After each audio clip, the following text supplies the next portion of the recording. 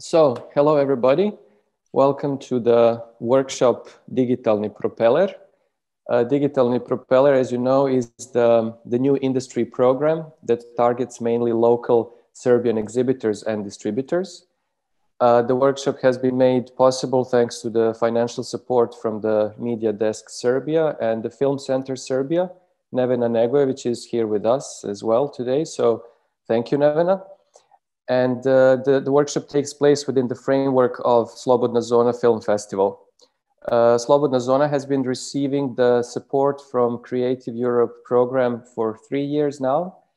And that happens because as a festival, it manages to address different ways, in different ways, the major problems within the current European cinema. And the digital shift has been that is topic of our workshop, has been topic also of many policy makers and the film funds across Europe, and it has been their highest priority. So that's why the idea behind this workshop is to actually to stress this urgency that exhibitors need to be inspired to adapt to this digital shift in the quickest and most effective way possible. So there are actually two goals of this workshop, and the first, and actually there are two actions we would like to inspire among you as exhibitors and distributors. The first action is to make you use more digital technologies in improving the strategies for the marketing and promotion of the films from your catalogs, as well as to consider engaging more with the VOD platforms in one way or another, either by starting your own or by collaborating with the existing ones. And yeah, as you know, the digital strategies have been very relevant in the past decade, but especially now with the new situation with COVID-19, when the capacities of the cinemas are dramatically reduced and when there are less and less new theatrical films that are available due to the pandemic. And the second action is we want to inspire with you is that exhibitors should network more. Should collaborate with each other more through joint projects and joint strategies for the purpose of building audiences for European films that they show. Such networking initiatives already exist all over the world, and some of them are also in countries with markets comparable to the Serbian market, in ex-Yugoslavia, for example, in Slovenia and Croatia, but also elsewhere in Eastern Europe. And that can be something which can be more present also in the Serbian context. Yeah, I would also like to introduce the team briefly behind the workshop. My name is Petar Mitrić. I will be moderating both workshop days. I'm consultant and researcher at the film department at the University of Copenhagen in Denmark. And yeah, I was approached by Rajko Petrović, the director of Free Zone Film Festival, to arrange the workshop and to select the speakers. So I'm very happy that I can introduce two prominent experts in digital communication over the course of these 2 days. And today, during the first day, you will meet Philip Mordecai, who is based in London. He will be with us today, and he will introduce himself in more details in a minute, but I will just highlight that he has many years of experience in digital distribution and consulting, as well as in developing business models that combine digital and theatrical release windows. And in his lectures today, he will first try to provide an overview of the Serbian distribution landscape as seen through his eyes of an outsider and based on the available data he has. But then he will talk about the different inspiring digital strategies from different countries all over the world. And he will present some of the general concepts and business models that can be inspiring for you in Serbia as well. While Philip will give us a more general and global overview of the new digital shift, the speaker for tomorrow, Nuet Nuenova, will focus on some very concrete, very specific initiatives, especially from Eastern Europe, Eastern European countries. And the workshop with her will be more practical and more hands-on, as she will try to show you some concrete tools you may use to improve the digital promotion and to research more about the potential audiences for the films from your catalogs. Yeah, so that would be short introduction. I will just, before I give the floor to Philip, I would like to point to some practicalities. If you want to ask questions during the lectures, feel free to interrupt us and to ask. It would be best if you can raise your digital blue hand that you can see on your Zoom. But if you don't feel like speaking, you can also write questions in the chat. You can either address them to me privately, or you can just put them in the general chat so they're visible for everybody. I'll give the floor to Philip. He can share his screen with us and his presentation. And yeah, Philip, and you can start. Thank you, Petar. Good morning, everyone. It's lovely to be here. I appreciate we're not there in person and we're doing it through technology. So hopefully we could do this without any technical hiccups. I really appreciate this interaction today. And if we can make it interactive, that I think would be more beneficial for everybody.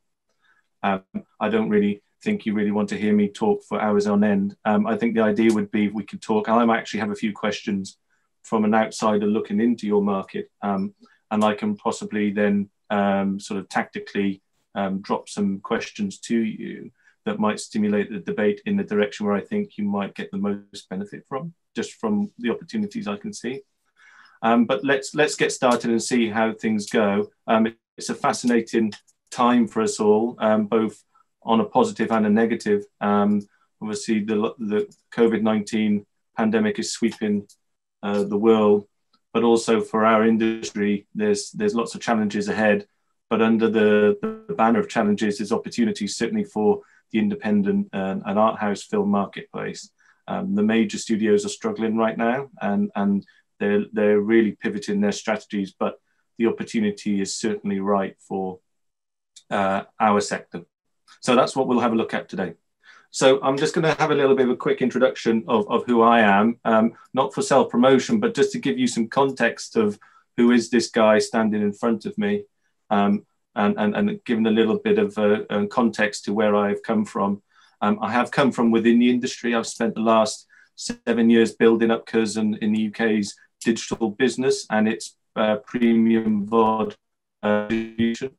And that has been something which, for me, has been a great challenge and an opportunity in equal measures. I think the marketplace in the UK is slightly different to yours, but the learnings are the same. We are under the same challenges at the same time, possibly, but they're also, the UK digital market is hugely aggressive. And ultimately, we want to get and match these films to the right audience. So let's just start and see how we go. Okay, so today we're going to split today's workshop into 5. And the first section really is just going to be a little introduction. Then we're going to have a little look at the marketplace, and then we'll have a look at some of the strategies that I've picked out from around the world that I might feel is relevant to you, and just to give sort of some food for thought. And then really after lunch, we're going to dive a little bit deeper into the idea of what strategies could be deployed into the Serbian theatrical market for independent film players. And in players, I mean distributors and exhibitors. And then we'll have a look at then some real sort of case studies that I think will be important. And then tomorrow, Nuet is going to dive into some of these in real detail and what her and the team at Groovy have achieved. So let's start. Okay, who am I? So for the last 20 years, I've had the pleasure of working with some of the largest media groups around the world. I've worked in Luxembourg and the UK, but my remit has been global. I've worked for MGM Studios and run their TV business across Central Europe.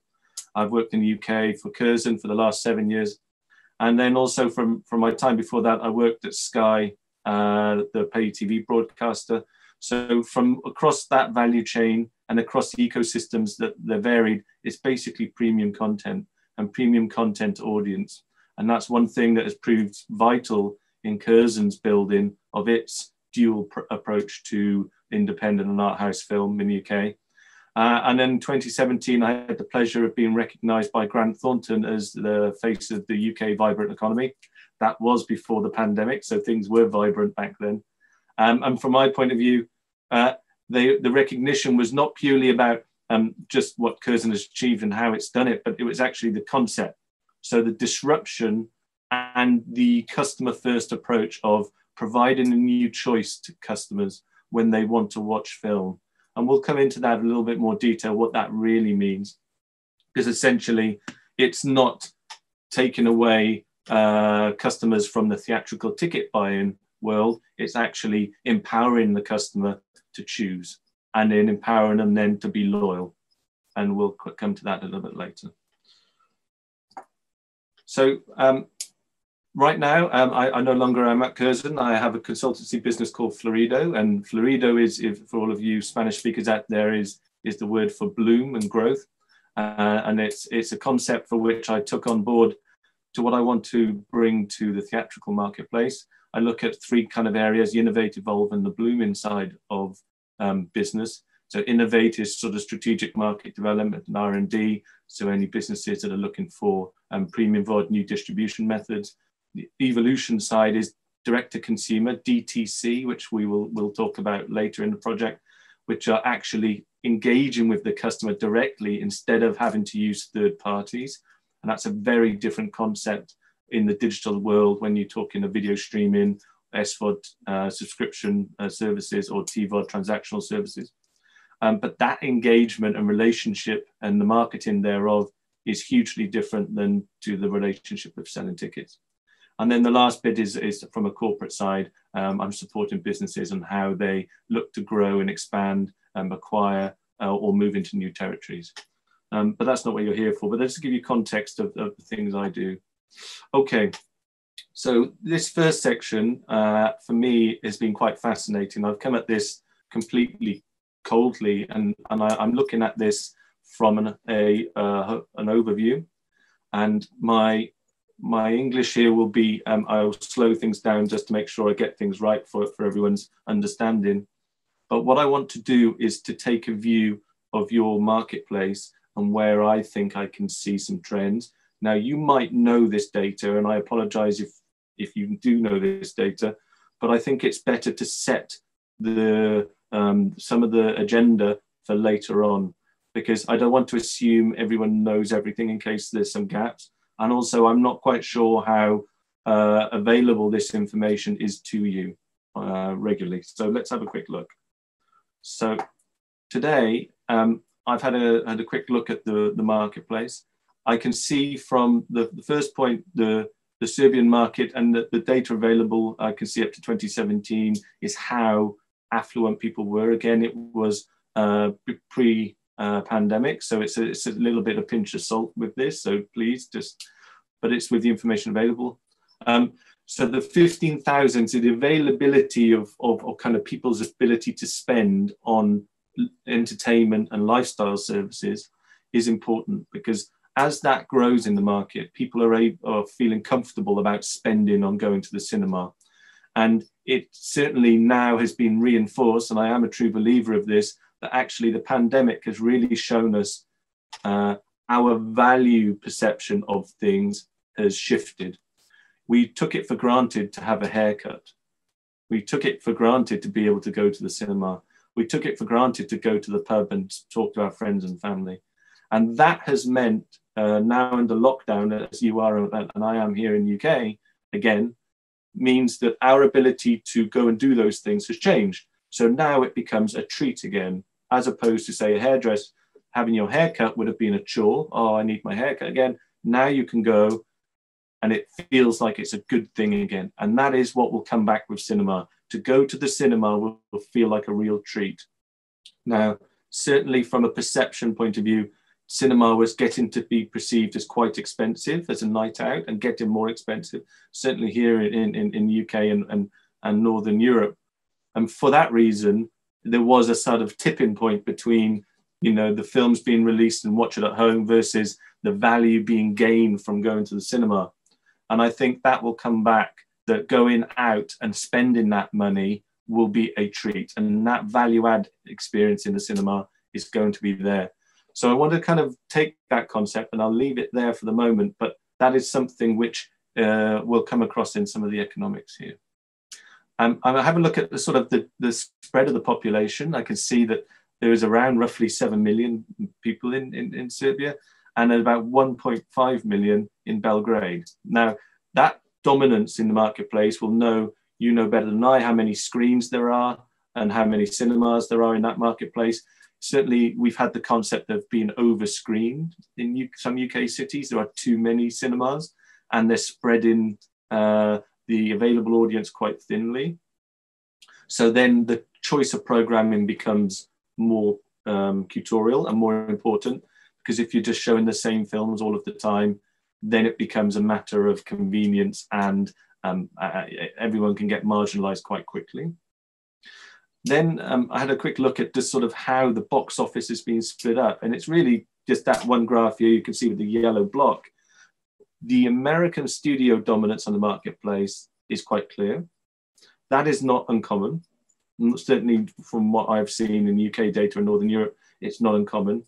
But it is also the opportunity. The dominance is the opportunity. Domestic content does very well, for sure. And that we'll come to that in a little bit. But for me, of the 1.8 billion RSD revenue that was derived in 2019, a large percentage of that came from American blockbusters. And again, that is the opportunity here.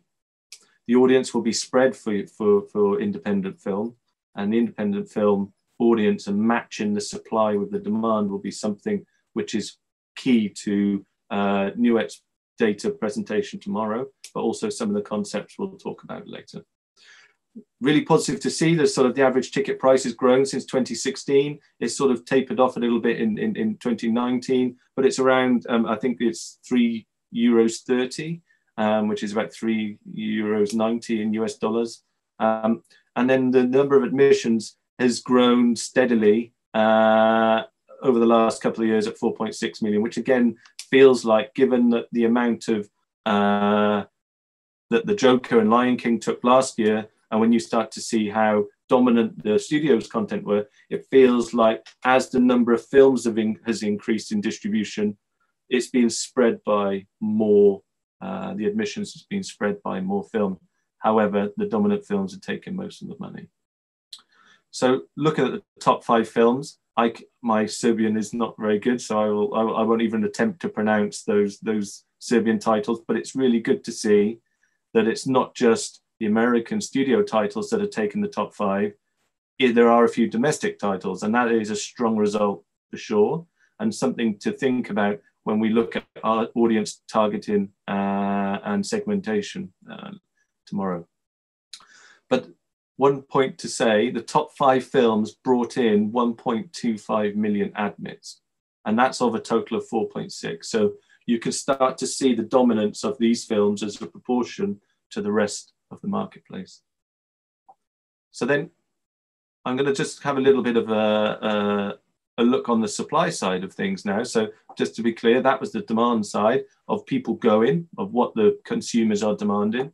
And if we look back now at the supply side, well, we start to see a little bit of a different equation here, where we can see that from 2016 to 2019, the relatively small growth in number of venues has been, and again, you will know better than I, as they are independent, but the average screen size, so these cinemas are quite small. The multiplex idea of certainly from Northern Europe are build them big and make them with vast number of seats, but actually the average screen size is 2.1, which is not far off the UK, but the number of volume of venues is much lower. So to have a low average like that, or comparable average like that, means that the venues fit a much more curatorial size of programming than possibly having large multiplexes just playing studio films. So I think that's a huge opportunity we'll come to.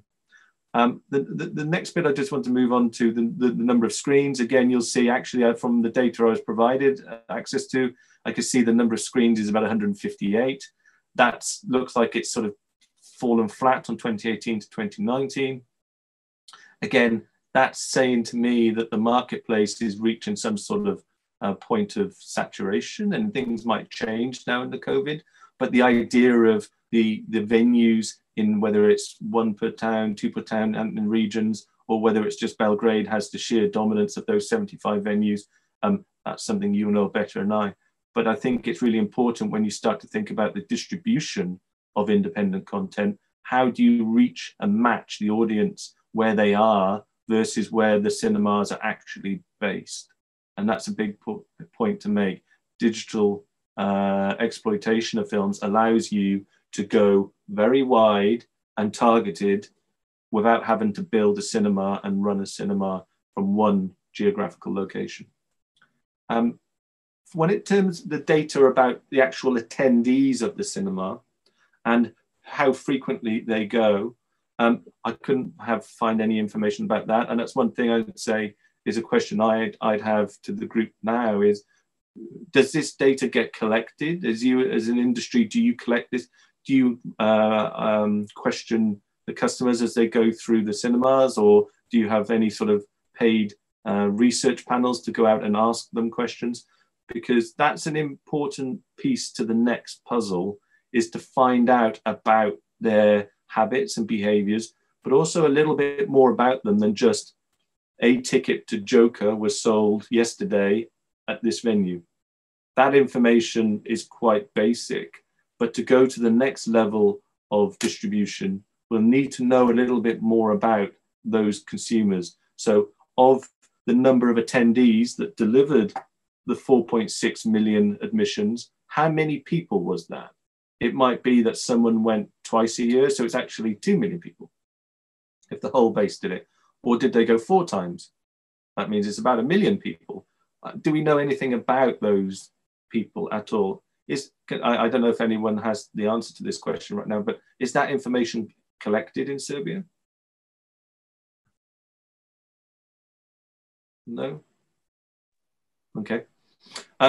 That's okay, but then that gives us an opportunity for sure. The opportunity is certainly for that to start being happened, for you can start to learn a little bit about the behavior of customers, the frequency and how often they go, but also the types of customers you're dealing with. Are they old? Are they young?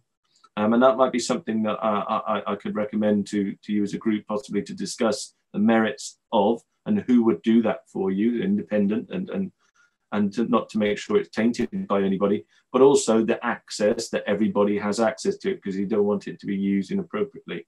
It's for the benefit for you all. Then I had a quick kind of look to say, okay, of the films that people went to see, there were 305 different films before the pandemic that were released on the new theatrically released onto the marketplace. I think it was in the region of 384, yes it was, films actually available in 2019, but there were some of those were kind of legacy films left over, or they were re-releases. But as you can see on the graph, the new versus the prior was really skewed in favor of the new content. Now that is a lot of films for a market of that size, but just to give you context, in the UK it's over 900 films.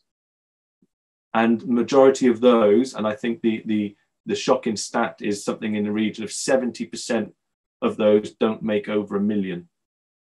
So it's a lot of content flowing through that actually never really get theatrically released with any merit. They just make less than £50,000 in the gross box office and they've gone. So that's a very small release with small economics attached to it. But from a customer's perspective, which is what I would like you all to come with me on this journey today, is to think more from that point of view. From a customer's perspective, that's a lot of noise. And what we're trying to achieve here is about relevance and context. So my tastes and likes of film is very different to yours individually. So how do we then say, how do we match that taste and your behavior to a film that is coming out versus the traditional P&A method, which we've been doing in the past, which is quite outdated now, is you kind of spend it and hope some of it sticks. That method is quite inefficient. Okay, so does anyone have any questions before I keep moving on? Maybe we'll stop at the end of the next section when we get to the independent. I just want to look at the volume side of things. So of the 305 films of the new releases, for me, just to understand a little bit more, so my definitions here are probably important just to understand. I look at independent film is basically what the EU Observatory has classified it as in the data that they provided to me. But in that sense, it's basically anything that's not domestic and anything that's not main studio film. So it's quite broad, and I appreciate from your perspective, art house is probably more important here, which is very kind of niche. So from a Curzon perspective, when I used to work in, we used to dominate the foreign language genre in the UK, and also core art house. It was famous for over 85 years of being the leader of that in the UK. I wouldn't say indie is that in this analogy. It's really much more slightly broader than that. It's just anything that's not a studio film. But we'll long as we know where the line is drawn, we can come to that. The same methodology applies though when we talk about some of the strategies. So 305 films were released into the market in 2019. Now, in 2020, I'm sure that is a very different situation. I could just tell you in the UK, the volume of films has decreased only slightly. There was around 20 to 30 films every week new coming to the programmers to program at Curzon. That didn't really change during lockdown. The only thing that really changed, I think it came out to be on the lower end of that, closer to 20 new films, just the quality of the films went down dramatically. And what we see today is a lot of art house and independent distributors are releasing films that they previously probably couldn't have got away. And they're going deep into their cupboards and thinking, oh, we need to release that film. We've been holding off on that. Now's the time, because there is a glut and an openness in the scheduling of the exhibition space, the screens. They need content. They're thirsty for content. And at the moment, it's been sort of, the industry's being supported and upheld by independent art house content. And the programmability of that means there's an opportunity to set the status quo going forward. The versatility of the storytelling, the versatility of the audience demand is something which is what the opportunity is today. So I'm not quite sure if that's the trend that you see today, that the independent art house sector is propping up the theatrical in these current times as the main studio content and tentpoles have disappeared.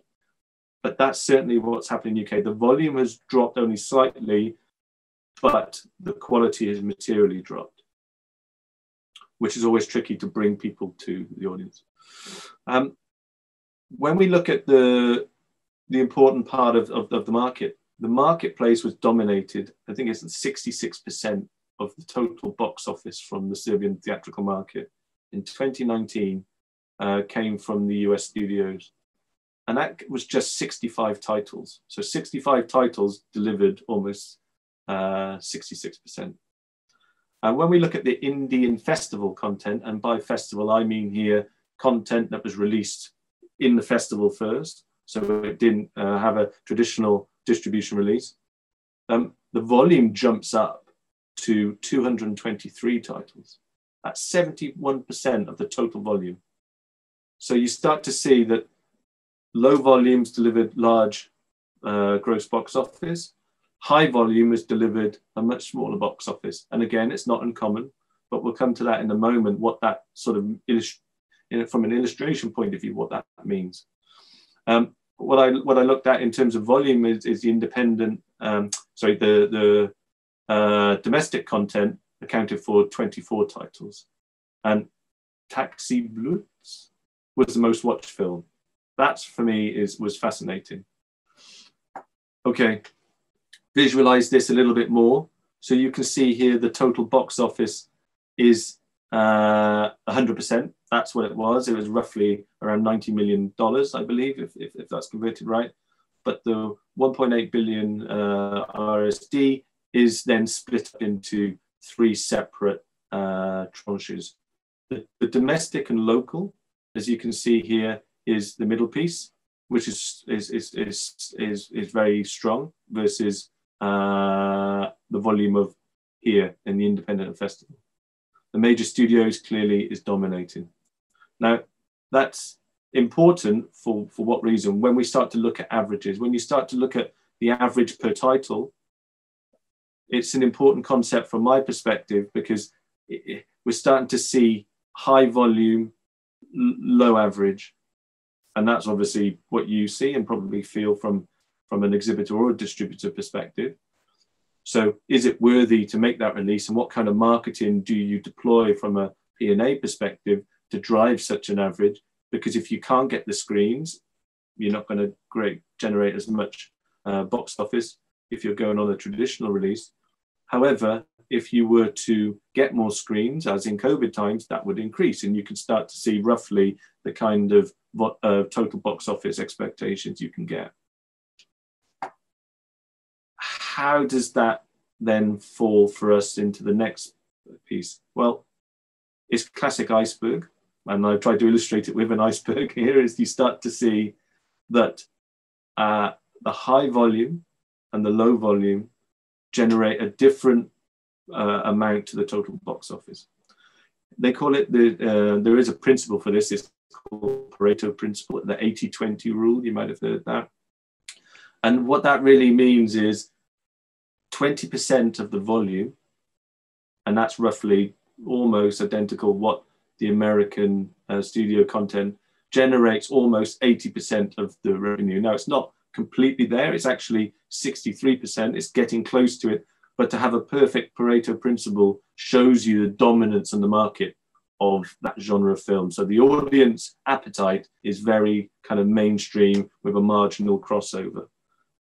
The domestic content then comes in and it delivers 48% of this part of the iceberg that's above the water, which is fascinating. So if you were to almost split this in half, you could say that half of that, 48%, is due to domestic content, and then the other half is for Indian festival.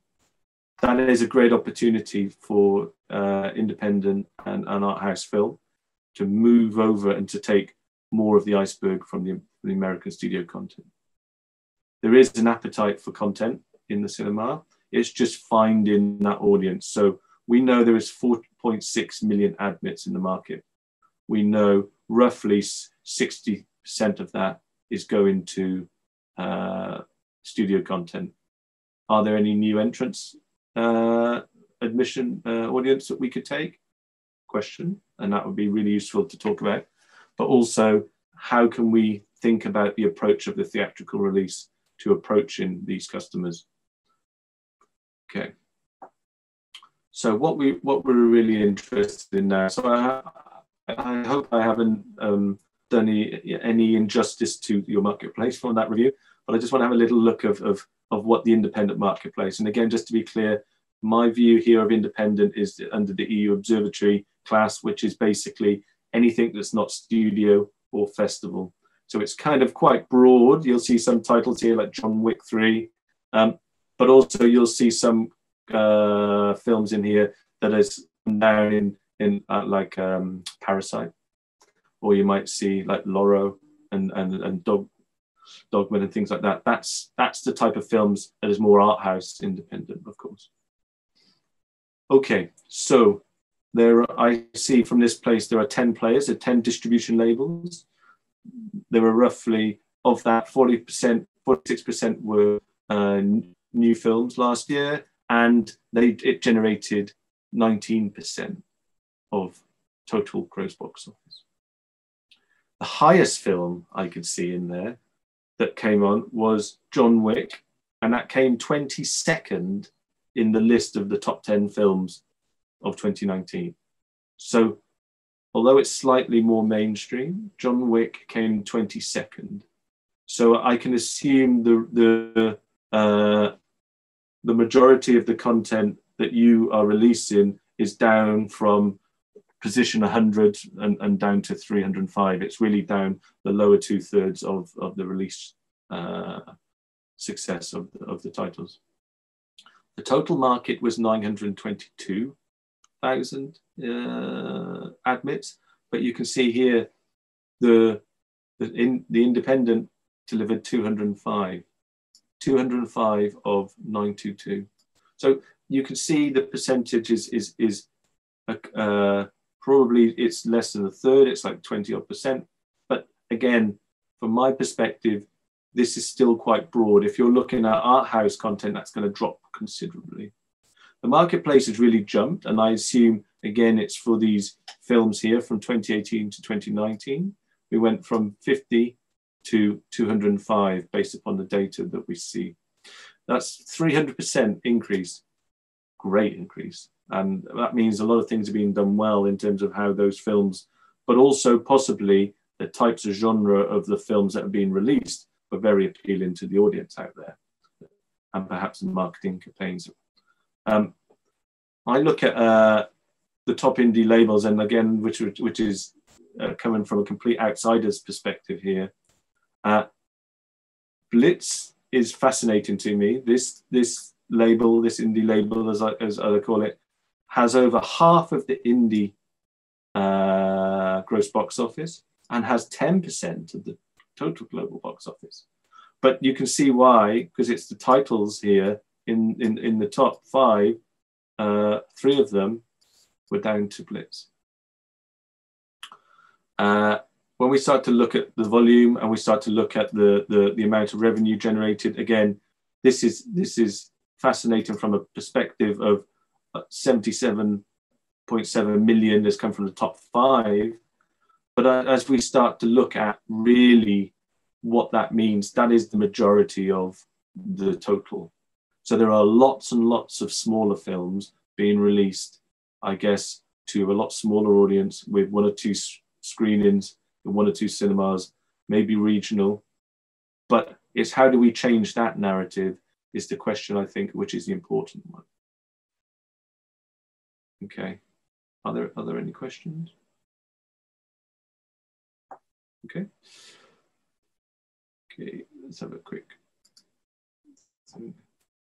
Okay, so it's not something we probably should just avoid, but just to kind of have a little look at 2020. And the data that we were provided doesn't show any data for 2020 for Serbia, so apologies for that. So I've had a quick little dive just to see what the rest of the world is doing, and it's just one slide just to help with conversation. Obviously, 2020 has seen the sharpest fall in global entertainment and media. That's not just over the last few years, it's been over 21 years. From our perspective, we've seen a huge fall from 60 to 70% ranges from in the marketplace. I know the UK year on year is down, and I think it was the last time I looked at this, it was a 1.25 billion box office, and it dropped. It's dropped now down about 65 to 75%. That's a big pain point, and has it been the same for Serbia? Is it broadly in line with that? Does anyone know? Yeah. Okay. Thank you. The European box office as a whole is down 66%, so we're not alone in that. Whereas last year, obviously, we all saw good gains, and we could see that in the data. The whole ecosystem is affected. It's not just the exhibition world, the distribution world. There are many distributors that are sadly going bankrupt because they're unable to release, or they've committed release and they were unable to get any payback. The streaming platforms are providing a source of income for sure for any of those premium content owners who own the rights for SVOD in some of the territories, but it's not filling the entire gap. From our perspective, it's likely to see a increase in demand, if not remain steady, about how content is distributed, but also the streamers really want content. The production pause as a result of COVID has meant a lot of these platforms are hungry for content right now, and they're willing to pay premiums because even their productions had to stop. And a lot of the pieces of content, unless it was at the end of post-production, they're not going to get them away, and people will start to think about the value of their subscription right now if there's no new content coming through. So that certainly provides an opportunity. And the last, I think the biggest trend, which is we've all seen and probably heard about, is how the American or North American theatrical market is no longer the world's largest. Currently, China has tipped that. I think the expectations of everybody that will switch back over time. But again, it does mean things are changing in terms of the approach to theatrical film for the main studio content. It used to be the US holdbacks on release patterns was the dominant. And who knows if this might change, that China might be, because film might also be made with the idea that China is the first theatrical market, not the other way around. But if you are in the know, and certainly from my conversations with some Chinese government institutions, there are material restrictions on foreign content entering the Chinese marketplace. So the US studios might try and change some of their release patterns to fit the Chinese market to chase that box office. But there is also huge restrictions, putting aside any of the political fallout of the change in president right now. But that means that they can't all go to China first. So that's why the streamers and their direct-to-consumer, DTC approach is being the priority strategy, because at the moment, it's going to take a few years for the theatrical market in North America to return to as it was.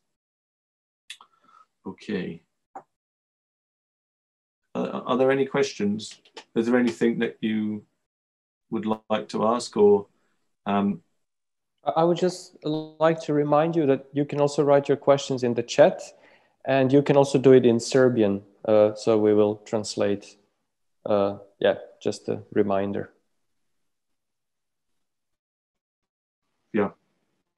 I guess now I would like to just take a minute just to ask some questions. So is the perception of the Serbian theatrical market now as a group, do we feel that it's a good time?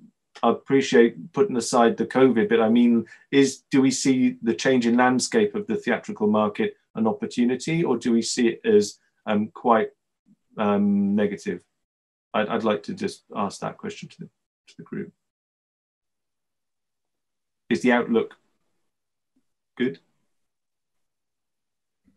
And if not, why? May I ask you something? Sure. You are expert in strategic marketing. Am I right? Not purely, but yes. The question is, have you ever been to Serbia? Have I ever been to Serbia? Yeah. No, I've traveled across Central Europe, most of the Central Europe, but not Serbia, no. Okay, I'm sorry, I had to ask this, because your assumption of the whole thing is based on a global market. Serbia is very specific. First of all, Serbia doesn't have enough movies produced. Those movies produced are actually copy-paste of things in the West.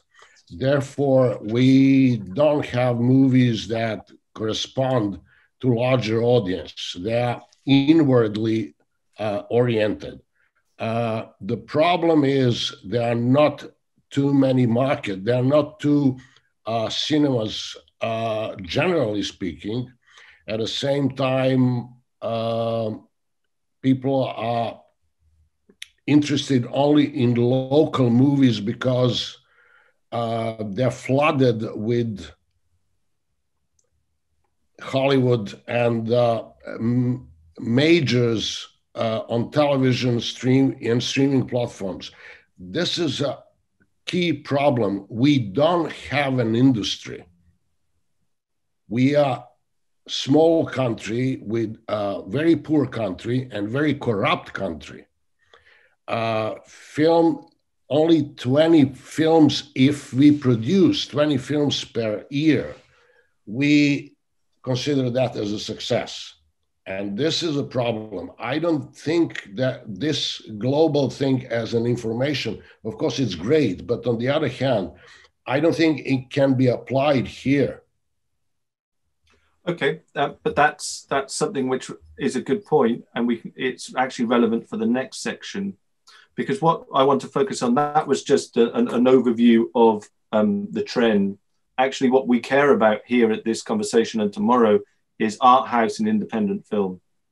So it was understanding to make sure that I understand the market, and your comments were right. For me, those comments just actually reinforce about what we're about to talk about, which is how do we find homes for independent and art house content in a world where it's dominated by Western releases. Okay. Yeah, I think that's a very good point. Okay. Let's just have a look at some of the opportunities for independent art house content in how strategically we can find our way to a dominant marketplace by studios on Western content. And that might be not just the exhibitor side, but also the marketing side from the distributor, who have very small P&A marketing budgets. So we will look at two areas for this, and utilizing the video on demand as an opportunity for the film, and integrated partnerships from the exhibitor side with distributors and with streaming platforms. What we see certainly in some of the markets where this is a problem also, and it's not an uncommon problem, how do you clear out a lot of the noise and find those people that are really interested in those films? Maybe it's small, but how do you find them? And that's why the data side of things in the modern world is important. But using some of these techniques or thinking about how we can use these techniques might empower you about how you next release your film to your audience. Okay, so just have a quick look at I think there's around about 4 or 5 of these from different countries to give you an idea. And it's not about the market, so forget the location per se, it's about the concept and the business model I'd like everyone to focus on. So here's from my perspective, where I've come from. I've come from within the business. So in the UK, Curzon is an 85-year-old legacy iconic film brand. It also is a distribution label. That is very unique, and there are very few people who are able to do that. But they are trying to compete in one of the most globally aggressive digital markets for quite niche content, art house, foreign language content. And it wasn't really until probably about 5 years ago when Netflix started to take subtitled product that actually subtitling became okay by the kind of the mainstream audience. Before that, it was very, very, very niche. But now it's become a little bit more accessible in that respect. So Curzon is a TVOD platform, which is basically a rental. So you can buy a ticket or you can buy a stream. That's important for 2 reasons, because it's resembling the ticket experience at home as if you were to go and buy a ticket. So you pay to buy a ticket in the cinema, but you also pay to buy a virtual ticket at home. So it works with its own content and third parties to offer the customer an option, a new type of option. So again, the audience is a lot smaller, but for that audience, it says, would you like to buy a ticket for the venue, or would you like to buy a ticket at home? That is an important concept, and we'll come to that. You'll start to see that appear quite more. The empowerment of that means what? You actually make the customer feel like they're making the choice based upon, excuse me, convenience. I love everyone to go to the cinema every day of the week. Back in certainly kind of post-war era, that's what people did. It was the only source of entertainment. It was a source of medium. People go in maybe 2 or 3 times a week. And that was also a different type of way of obtaining news. That doesn't happen now. People go a lot less frequently because we're competing for people's time and their attention. But by letting customers choose, you empower them, and to say, actually, I value that choice.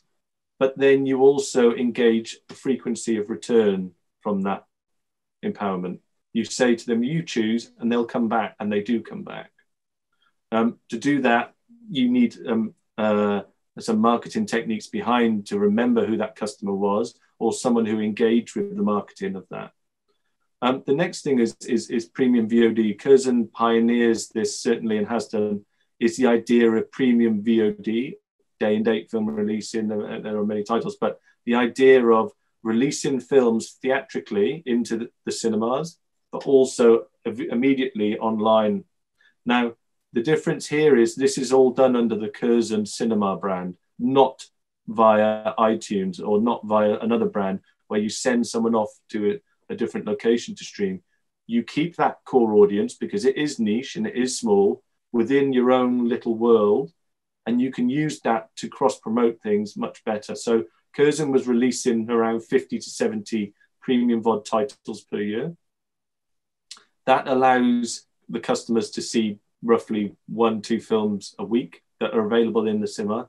And this business model, as we all know, before lockdown, was a little bit of a dirty word. It wasn't really liked. It was a threat. It was something which people saw it as the demise of cinema. But actually, I think now under lockdown, we can all agree, and many have, that the linear sort of idea of selling a ticket, going to the cinema, that business model in itself, in simple terms, is not sustainable given what happened in COVID. There is no insurance if another type of COVID comes along. So what you do in this world, it provides you with the alternative. Curzon was the only exhibitor that was trading in the UK during lockdown. You still had the brand engagement with your customers during lockdown, and it was the only cinema chain that did that. Curzon also offers, just as a footnote, a subscription service to its bricks and mortar membership. So people could be a member of the cinema. You could go and watch films in the venue. And if you paid your membership to that, you could get the free SVOD at home. So it was building up the idea that there was value in going to the cinema because you could also get streaming. Now, that was used for a tactical play, was to learn data from what people would watch at home so you could promote the next film to them when they go to the cinema that has relevance and context. Okay. The next type of exhibition partner I wanted to show you was in Canada. This is a company called Cineplex. It's a very much kind of more of a mainstream cinema chain. And they are, again, a TVOD store, so transactional VOD. So it's 48-hour rental, but there's no premium VOD. So it's only films that have been through the cinema and had the theatrical window. After that, they would have it the same time as iTunes or any of the other TVOD stores. The interesting bit here, just to put out, is it allows them to learn about data. And this is it's a pure data play. It allows them to learn about their customers at home and their viewing habits. But it allows the customers to go through one branded experience and use the same login at home and when they go to buy a ticket to stream. So when they're moving between the two, it feels like it's a branded experience. It feels like it's Cineplex at home, but it's very much a data strategy. It's very much about learning. Behind this front level of the store, there's a big data play where they are learning about the customer's viewing habits, which is very, very important for the marketing efficiency of the release, which we'll come to later. The next one, which is another more mainstream brand, as we all know, AMC, it's a big one. But again, this has been around for about a year and a half, I think now. It's again a TVOD store, and its idea is it's a single branded TVOD store that has data to drive its next purchase. Now, we all know that NBC and AMC struck a deal just at the start of lockdown for premium VOD releases. But the important piece here to remember, this for them was always part of the agenda. It was always going to come, and they will be allowing premium VOD releases under their own brand. They won't be reliant on sending to all of the main digital platforms. They will do it in their own world. And that's really, really important.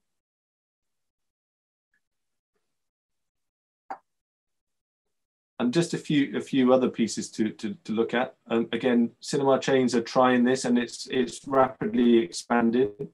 And the idea is, so Pathé in the Netherlands has done this as a TVOD store. And this is where you start to see some of the business models start to differ.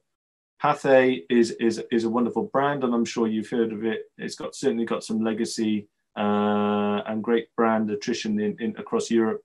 But the TVOD store is very different to the cinema chain. It's just a branding exercise. So Pathé has licensed its brand to an independent TVOD store who runs that independently and streams. They will link to each other, and that's as far as the relationship goes. So again, the other examples I've just shown you from the more mainstream to Curzon is they are running and operating the streaming platform themselves. Here, it's a branding exercise, and where Pathé has given to an independent streaming platform its brand to allow them to exploit its brand and customer base, but the data sharing does not happen. So it's purely just passing customers over to each other. Next one is Cinépolis in Mexico. This is a very interesting idea, but it's a very light touch to streaming. So in Latin America, Cinépolis are providing only live event streaming. So the Met Opera, event cinema type stuff that you see. I'm not sure how prevalent that is in your marketplace. It's certainly, I couldn't see anything in any of the data, but live event cinema has become a big piece. I think it got up to about a third of the box office in sort of the Western European markets. What does that mean is Cinépolis are letting people buy a virtual ticket, and once they've bought it, on the receipt that they get sent a URL, like we have the link, like we have for this Zoom, that at 8 o'clock on a Saturday night, the customer clicks that link and they can stream the live event through a player. Now, that experience is not great from a customer perspective, but it's still something of an engagement at home because they know not everyone can get to the live events. And also watching some of the operas and some of the ballet is kind of a niche concept for some markets. So instead of taking up vital screen space in maybe a one screen venue, you can still serve those customers under your brand, but you do it at home on a premium price. So you're not foregoing one to replace it with another. You keep your theatrical film in the venue and you stream these things in parallel. Again, a different business model. And lastly, the different model I wanted to just mention was Alamo Drafthouse. So they recently, during lockdown, quickly launched a new streaming platform. And what that is a complete off-the-shelf solution that's already been made, and they've just bolted it to the side of their ticketing offer. Why is that different? It's different because you have to log in twice to get into it. So you need to log into the ticket website to buy a ticket, but you also have to log in to this other site. It's them and their team are managing and programming it and doing the right side of it. But also they are cross-promoting the offer quite deeply amongst their ticket experience and within the venue. So it's a bit like the Curzon one, but a few layers down. They are looking at basically retaining the customer more and for more often. And that's very important about brand retention. So as if we were to finish this Zoom now this afternoon, we would be competing for your attention on the open market, whether it's through social media, whether it's through the newspapers or the news, or whether you would go to the cinema if you could, if lockdown was time. So all of that competition for time under a brand is what is the ideal here, is a branded engagement. And it's not for that you will ever take them away from going to the gym or going to the restaurant. It's about when someone does have free time, they think of your brand when they think of art house film or independent film. Okay, so we're going to change slightly here. So these are integrated business models. So under the cinema exhibitor brand, this is a different one. So in the Netherlands, there's another business model where they happen. And this company called Pickle has been very innovative, and they have a TVOD platform that sits independently, and currently they provide streaming services to all the independent exhibitors in the Netherlands. So there's one platform that feeds many. So instead of having one platform, one cinema brand, this is one platform to feed multiple. And what happens here is very different. So they're an aggregator. They will bring in content, premium VOD content, so content that's available in the cinema as well as on their platform. But also they have some new digital releases. So the new content that's moved out of the window theatrical to the next level. What's interesting about this is their relationships with the 30 to 50 independent cinemas is based upon a commercial model. So just to give you a run through, if you're a one-screen cinema and in the Netherlands and you are wanting to put a new film on, obviously it's a programming and scheduling thing, and you are constantly making decisions based upon results, or you see the appetite for the tickets, or what you expect the future success of that film to be. What they will allow you to do is to broaden your programming and let you have more films available on your website. So you might want to keep John Wick or the Joker in your venue, showing it on screening, but you could then put up Parasite alongside it, and then you have a link to this platform. You don't need to worry about the technical side. You can market the film in very much the same way as a normal theatrical film on your website. And the important bit here is they have the tracking capability. So if someone makes a click and sends it to the Pickle website, that click is tracked. And if the customer buys the film, the exhibition partner, so the cinema, is reimbursed with money. It's given revenue for delivering that customer. So it's a revenue share. So the parties are incentivized to benefit this business. So it supports the exhibition, not taking it away. That makes sense. And that's a very, very, very good model that's getting a lot of traction in the Netherlands, and they're looking to expand. And I certainly see this as a discussion point for the group later, is that I know there's a new platform that's launched into your market recently, but could this model of one aggregator and that serves all of the independent art house cinemas and supports the theatrical releases of many small films.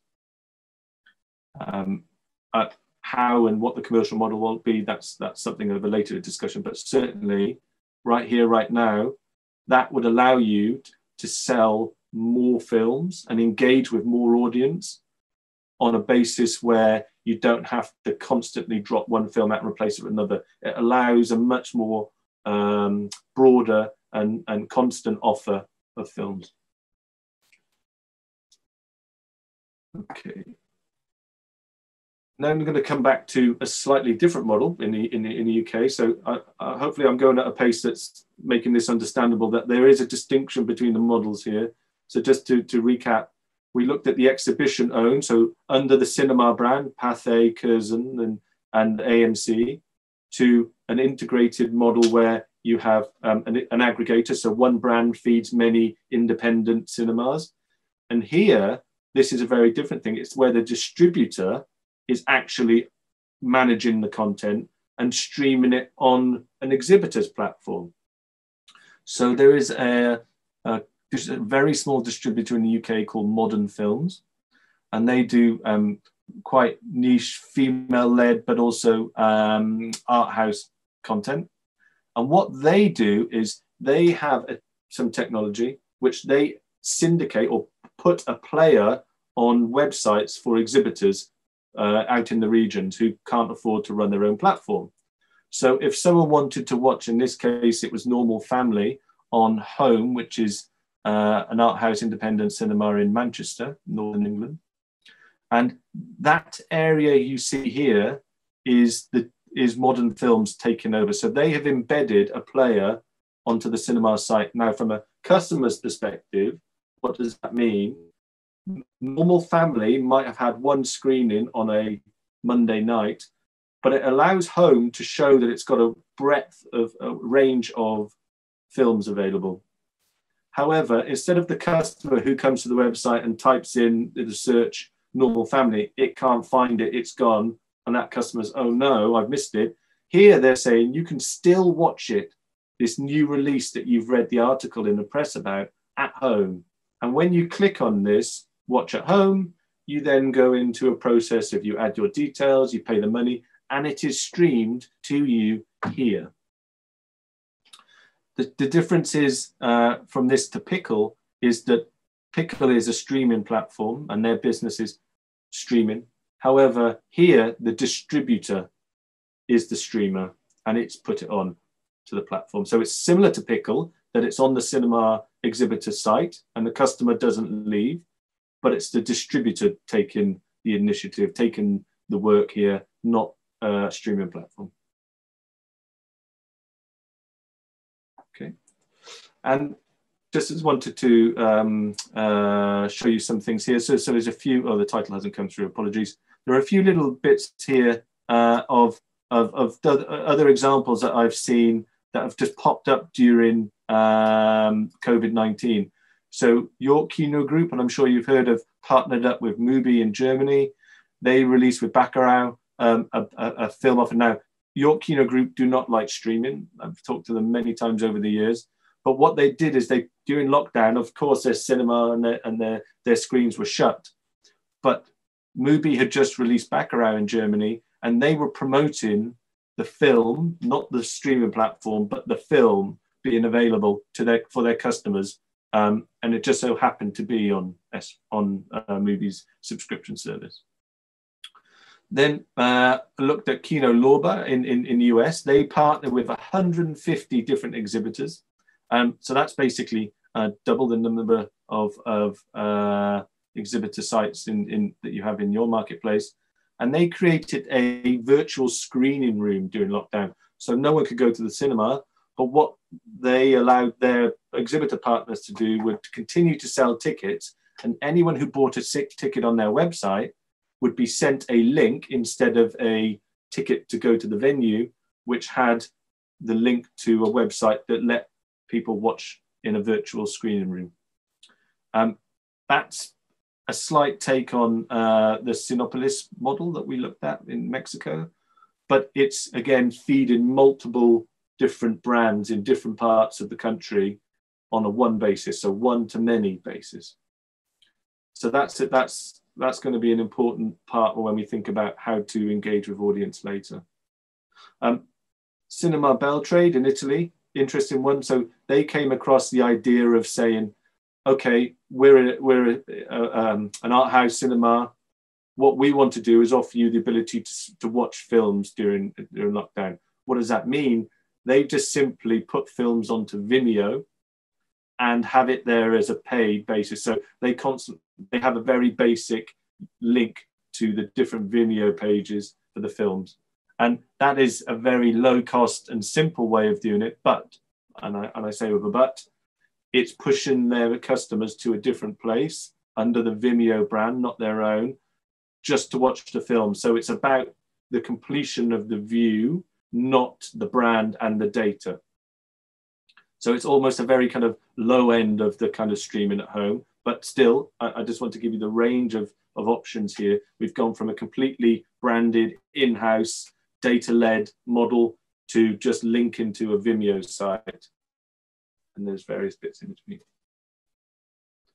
Okay. Are there any questions? Does it make sense? Okay, wonderful. So, video on demand is something which is scary for sure, and I appreciate that. But I think what I'd like to do perhaps Petar, maybe is just take 5 minutes pause here before we go into these sort of strengths, weaknesses, opportunities and threats, just to let everyone possibly talk amongst themselves or just to have a think of questions, because from my perspective, we covered quite a lot there, and I'm happy to go back before we cover this, but maybe now is a nice time to have a 2-minute, 5-minute break just to think about if it's of logical sense of some of the business models we looked at, because the next bit we dive deeper again. So to pick up where we left off, hopefully that little break served as a, are there any questions on the different business models or different concepts that we just looked at of the exhibitor and VOD? No? Okay. If there are, please do shout or please do put into the chat. So what I want to look at here is why. What does the VOD opportunity for art house independent film generate? Well, certainly from a basic strength position, it generates income. For sure, it does. It empowers consumers. It allows consumers to have a choice of film in the cinema. It might be a virtual one, and that's a marketing question, but it allows consumers to choose film in a film environment. Longer brand engagement. So one thing that we do know that is very clear, that people who go to the cinema are very loyal and engage with their local cinema because it's local or it's trusted to be a good brand. If you're in Belgrade, I'm sure there's several venues you can choose from. That brand engagement allows people to, if you offer a stream at home or you offer a video on demand service, it allows you to have that customer for longer, engage with them more often, to storytell with them, to have an excuse to talk to them. Otherwise, you're just waiting, and I put a big emphasis on the waiting, for a theatrical film to come that's interesting to them. And as we've seen under COVID-19, the problem with the traditional linear business model, if you're reliant on that content supply to come through, and it doesn't, so their business model is driving your business model, it becomes a problem, because then there is nothing to show. So if you are able to show content in a way that empowers a customer, and you can engage with them more often, and it is more relevant and has context to their taste and their want to watch, that is going to be a much better, successful business in the long run. What we'll look at, we'll come into a moment, but it's true, and I see this, is it creates a lower P&A and acquisition costs for a customer or an audience viewer if you do it under a one branded approach or one shared approach. So an example we'll look at very much later is if you release a film and that film has been released simultaneously in a venue or in the cinemas across the land and as an option available to stream at home, you are sharing the P&A marketing across a wider number of viewers, and the same medium is being used. So Facebook or Twitter is being used the same time for a slightly tweaked dual message available in cinemas and on demand, as opposed to two separate campaigns running in parallel, fighting and bidding for each other on the platform exchange. The weakness of the VOD platform, of course there is the cost and resources. So of the different types of business models that we looked at there, from Curzon to AMC to Cinepolis through to Pathé and right down to Pickle, they all have different costs and resources needed, and people in certainly from a coordination and marketing perspective, that expertise isn't readily available, and that's understood.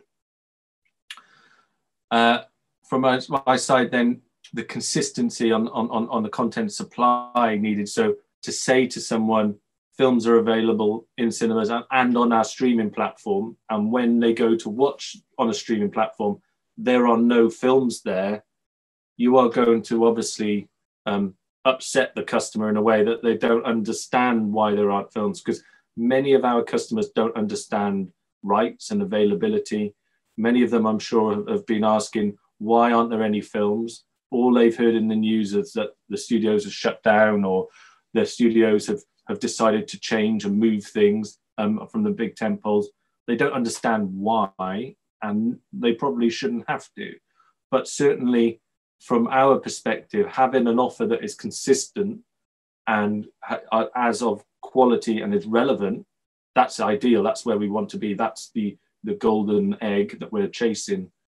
But not to have it consistent is bad for us and will look bad. The opportunity, certainly for VOD. So what is the opportunity? So we can adopt, by having VOD, new digital marketing techniques, using data and using customers' own behavior to promote film to them in a way that will have more relevance and more context to them like never before. And I know Nuet tomorrow will show you some of these techniques in real detail, and it's fascinating what Groovy are able to do. But that new techniques are something which have to be deployed in a world where customers are using those platforms and other brands are using those techniques to get more relevance in their world. And actually right now, it's the only way to engage with them if they're in lockdown. If they're stuck at home, how are we supposed to reach those people if they're not going to be going out and getting the newspaper, or if they're not going to be going out onto the bus, if they're not going to be going out walking down the street, they're not going to be going to the cinema to see any posters in the foyer and things. How do you communicate about your film release?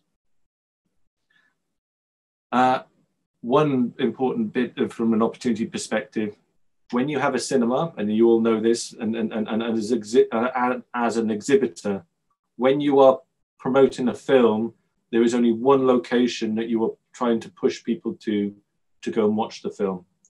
And that will have a capacity. That capacity in an ideal world is always 100%. In the reality, across the year, it's probably 50%, 60%, maybe 40%, depending on the year in question. The important thing to remember is in the digital world, there is unlimited capacity. So even if you had a very small niche art house title that was only available in one art house cinema in Belgrade that had 100 seats, even if you sold that out, you had 100 ticket sales. But if there were more customers wanting that, those customers might be marginalized. They might decide, you know what, I'm not going to hang around. My life's too busy in the digital world. I'm going to go and do something else. That moment in time of their decision to want to consume potentially has been lost. Think of it from your own perspective, and I know I've done it. I want to go and do something, or I want to buy something, or I want to watch something online, but I can't. My children come in and change the scene. I'll forget it. I'll do it another time, but I probably won't.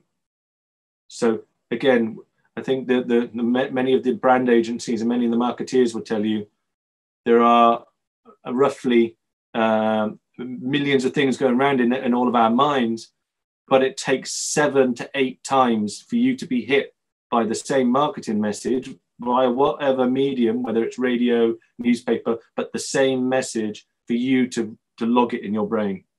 And that is something which is important, because the psychology of our behavior is changing fast, that if I've now reached my 7th and 8th time that I've seen an advert for Parasite, and I think, yes, I want to watch it, but I can't because the cinema near me doesn't show it, it's gone. Because there's always another piece of content, there's always another marketing piece that's going to take my priority next, because there's so much new content out there. And that's the important part of this, is to fulfill the demand with an unlimited supply. And importantly, it builds brand loyalty. One thing that you might think that as a distributor, you don't have much of a brand. As an exhibitor, you only have one screen and you're in one town. But your brand is important, and it's important for your customer base. You can build some transition, some attrition and you can build some brand loyalty. So that means some stickiness to the customers when they come back and go, I know that art house independent film was amazing. I want more of that. If you can keep fulfilling that and make it sticky that they come back and again, you can do that under a branded experience. People know how to find you. Think of it as a way of signposts when you're walking down the street trying to find somewhere and it says, go here, go here. That wayfinding, that way of finding the end goal in the modern digital world, in the websites, through content, trying to find that end place to see that piece of content the most efficiently, the quickest, is what we're all trying to achieve. But to say it's all under this brand and you definitely will find it here under this brand makes the customer journey and the customer experience so much better. Now the threat is the important one here as well, and it's just as equal to the other components. Digital marketing and consumption is very different to traditional ticket buying and marketing and P&A. And if you think about your viewing behavior at home, I'm sure it's very different about your viewing behavior in the venue. I know that it might be the case that I'm happy to go and see a certain type of film in a venue, but do I want to go and see a Lars von Trier film in a busy London cinema? Probably not. And then you just find these different reasons and behaviors based upon the genre, based upon the timing, based upon the customer and the age and the preference. And that's why the data about the customer is hugely important. Because if you're a Lars von Trier distributor and you were able to understand some of the data about the customers who went to watch a Lars von Trier's in the cinema, you could use that information to design your next marketing campaign for the next Lars von Trier film, or the campaign for serving some of the films at home. But without that data, it becomes very difficult. It's just guesswork, it's estimation. And that will work to a degree, but it's also, you're going to waste some of your marketing dollars on missing some of those assumptions. The poor strategy execution, this might sound obvious, but certainly doing this is not something that you learn over time. Excuse me. Just take a drink. At Curzon, we made many mistakes in releasing films on a premium VOD day and date basis. We also made many mistakes in terms of how to engage with the customer and serve the customer, but we also made many successes. So in the UK, we released Cold War, and it was one of the most successful foreign language releases of its size. Did about 1.8 million in gross box office theatrically, so selling tickets, but streaming in parallel from day one, it was one of the most successful films that Curzon ever released. And that film was, as you know, is from our perspective, is foreign language here in the UK. It's quite art house, and from a Polish director. So you have to be in the point of in the know to initially to go and watch it before you know it was going to be a big success. But then obviously it came out and won countless awards. But the point is, the release of that film was made available to people in regions where the exhibitors, before it was a success, didn't want to show it. So the main multiplexes, the main mainstream cinemas did not want to show that film. So if you lived in an area where near one of those exhibitors, you had no opportunity to watch that film. So why can't you give those customers the opportunity? Why should they miss out? And that's the important question to the gentleman who asked that about the mainstream dominant market. That is understood, and I fully understand your point. But the opportunity is all of those cinemas that are booking those films, there must be a good percentage of the audience.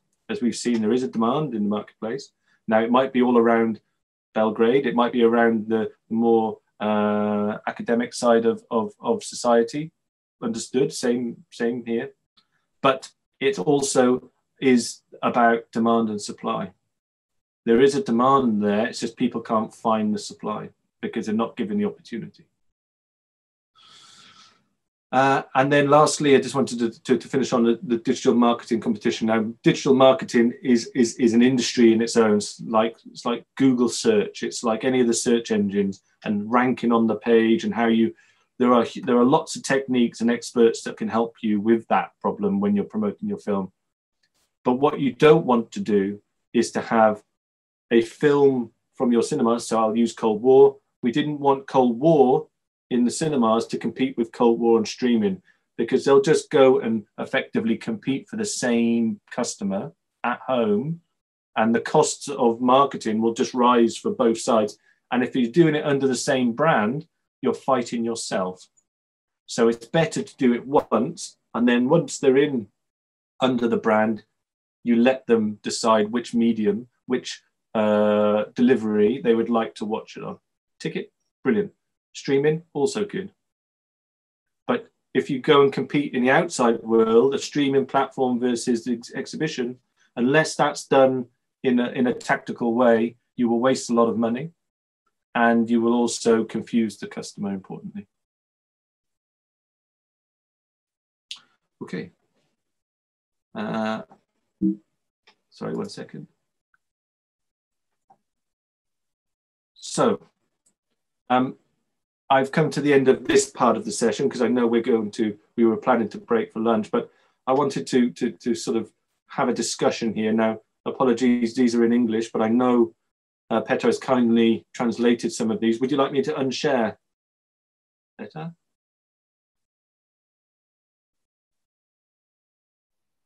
If you, actually, I translated these questions into Serbian. Yep. So if you would prefer having them in Serbian to having them in English, I can share the translation via my screen. Okay. Yes, please. I think. Yeah. Okay. I'll just do that then. No problem. And if you don't mind, I'll look on my computer at the end. Yeah. Absolutely. Yeah, that makes sense. Just give me a second. Okay. I hope you can see my screen now. Yeah. So I actually titled it discussion topics, yep. more or less. So that's something it would be nice that we can discuss as a group as well, not just. Yeah, wonderful. So are there any thoughts or comments, good or bad, about some of the things we discussed? Is there anything that anyone would like to raise just as a start? If not, we can move on to some of the other questions. No? Okay. Okay. So I guess given some of the, we looked at some of the past data, and we looked at some of the trends that have happened generally as in the industry now in 2020, but I'd love to hear from you all really, or just one or two of you, about how you feel the current Serbian market is now, how it stands, how you think the outlook is. And then is there any industry data available? Do you feel like you have the data available to you to make that answer? Do you know how things are?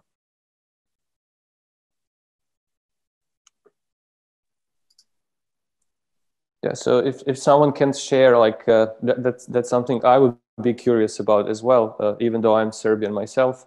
So like, how much data is available in Serbia? How do you learn about Serbian audiences? What are the sources of information about your cinema goers? Also, there are some festival people in the group. Maybe they can share how much they know their festival audience. If someone would share. Well, I can share some my experience. The main data in Serbia is collected and is available on the Film Center website. So we use that data about knowing films, what films are in the market, and their and their marketplace. For our cinema, we collect that data in one our small small software by selling tickets, and we know approximately know what cinema goers are, the age, the group age, and how many times they were in the cinema in the last year approximately, and that is our experience. About I just want to share about we are a small town. We have 25,000 people in it, and we sell 25,000 tickets for the cinema for last year, so that every citizen of Gornji Milanovac were in the cinema, but approximately about that, it's about a half of the citizens, because the citizens go to the cinema about twice a year, twice or third year. That is the period. May I ask, do you know roughly about what's the percentage of if you had 100 seats for a film, how many of those ticket sales are via the website, and how many are people walking in and buying a ticket? No, we do not have opportunity to sell tickets on the website yet. Right. So everyone buy tickets in the cinema. Okay. So that is that is in our city. Yeah. Thank you. So we use some software that and we pointed the main target of the audience. The main target of the audience is not only the young people, but also the elder people. Fascinating. Thank you.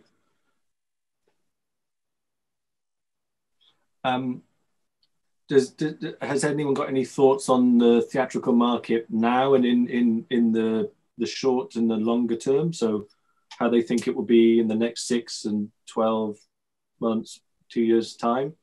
I'd love to understand what the market is doing now.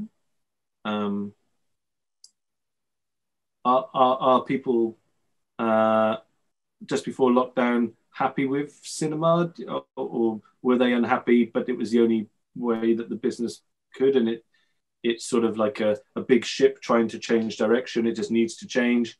I just love to hear some thoughts on that.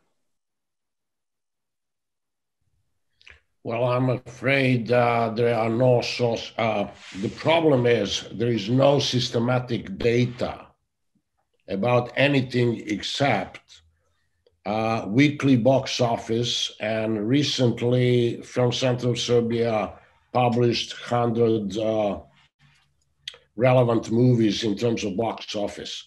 The problem is that we have no, as I said, systematic data about gender groups, target groups, anything that is related to film distribution. Film distributors keep it for themselves in their own environment. It's not publicly known, and except that one film was seen by 100,000 people, another one was seen by 5,000 people, that's it. The most recent data about 100 films in the last 10 years, or whatever, how many films Serbia produced, shows interesting perspective. Independent festival movies had a very, very small audience in respect to their prices. So festival films are not really watchable. At the same time, we have some commercial films that didn't travel outside of Serbia. So it tells you it's a very backward, it still is environment as it was prior to COVID. Very, very bizarre thing. I have to blame Film Center of Serbia not doing any other relevant data that can help us. I'm not sure about others. I'm filmmaker. I have to introduce myself. I'm a filmmaker, I'm a film director, and a producer. And I have a very, I was forced to produce independent film without any help from anybody. At the same time, it's a very interesting subject. Why?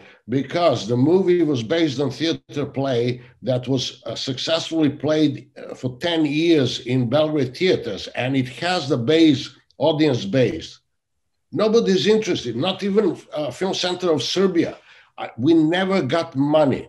And I have to tell you that even with distributors, they're not going to be interested unless we develop some sort of an independent strategy. The most interesting thing is, and for you being British, I mean, I get the title is "Don't Bet on the Brits." Yeah, it's funny, but they don't understand it. I mean, kind of the point is that it can travel abroad, but without distribution help or television help or Film Center Serbia help, nothing's going to happen. We're going to have a private movie. And I promise publicly that this is going to be the only Serbian film that will pay for itself because it cost so little. And it was produced in 2 weeks. But I have based of audience of 60,000 theater goers because they're familiar with the theater play. Do you think anybody is going to be interested in this? That's why at the beginning I asked you, have you ever been here? This is a very bizarre country, doesn't obey the rules. Whatever you tell them, they say, yeah, but they don't understand it. They are closed in. They don't communicate with outsiders. And this is the key problem. They're hungry and thirsty for local content. Local content is copy-paste, nothing else. Doesn't communicate outside of Serbia. And this is the major problem. I have no idea how to solve it. Part of it has to be blamed with Film Center of Serbia because they don't understand their position. And they have 10 million euros to commit to content, to products. If any normal company would give you if a state would give you $10 million or 10 million euros every year, and bottom line is it's not sustainable, it doesn't return your money. Your graphics, your data shows that everything goes to, the moviegoers are paying Hollywood movies instead of locals. This is impossible. Impossible situation for everyone. And somebody has to be blamed for this. Something has to change. I have no idea how to do it except to give you my example. My example is disaster. Even now, at the Film Center of Serbia, they have grants for independently produced movies. And we were rejected. Why? Because they invented some sort of a stupid thing that you had to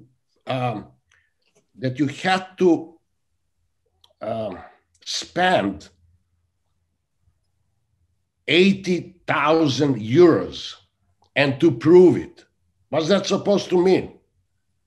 We produced movies based on points. It's everybody's movie. Whoever made a movie, actors, crew, myself, we invested in this movie. So this is not what I'm trying to tell you. This is not support. So your data is irrelevant here because they don't care. I'm sorry to bother you so much about this, but this is really frustrating.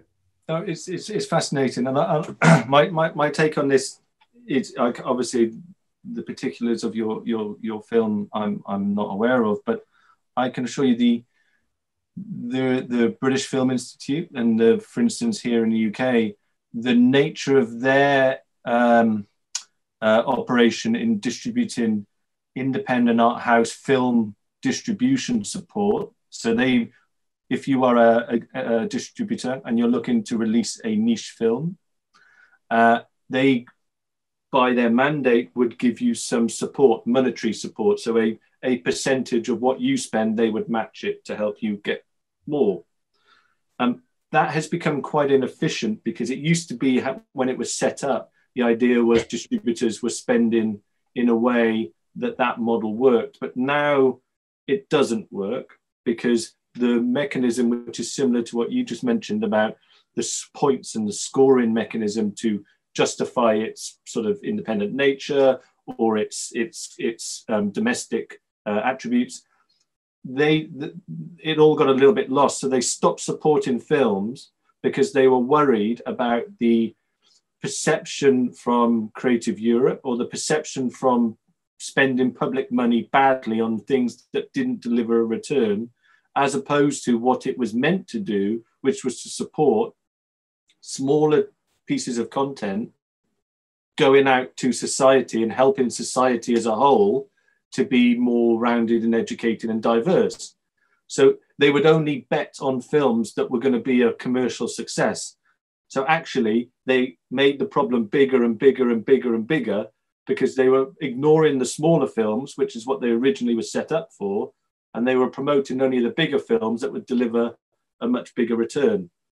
So then they could justify the spend to whoever may be looking at them. So I think I do understand your point and your problem. I'd love to sort of put the question then to, do you think then if there was a world where a body, and if it is the sort of the Film Central Serbia or another, I don't know who it might be, Creative Europe, but if there was somebody that was to support certain titles of certain size on a consistent basis, and when I mean support, I mean the marketing thereof, not the making, so it gets to the audience, do you feel that would be beneficial? So that people out there in Serbia would know that this film exists and it's available.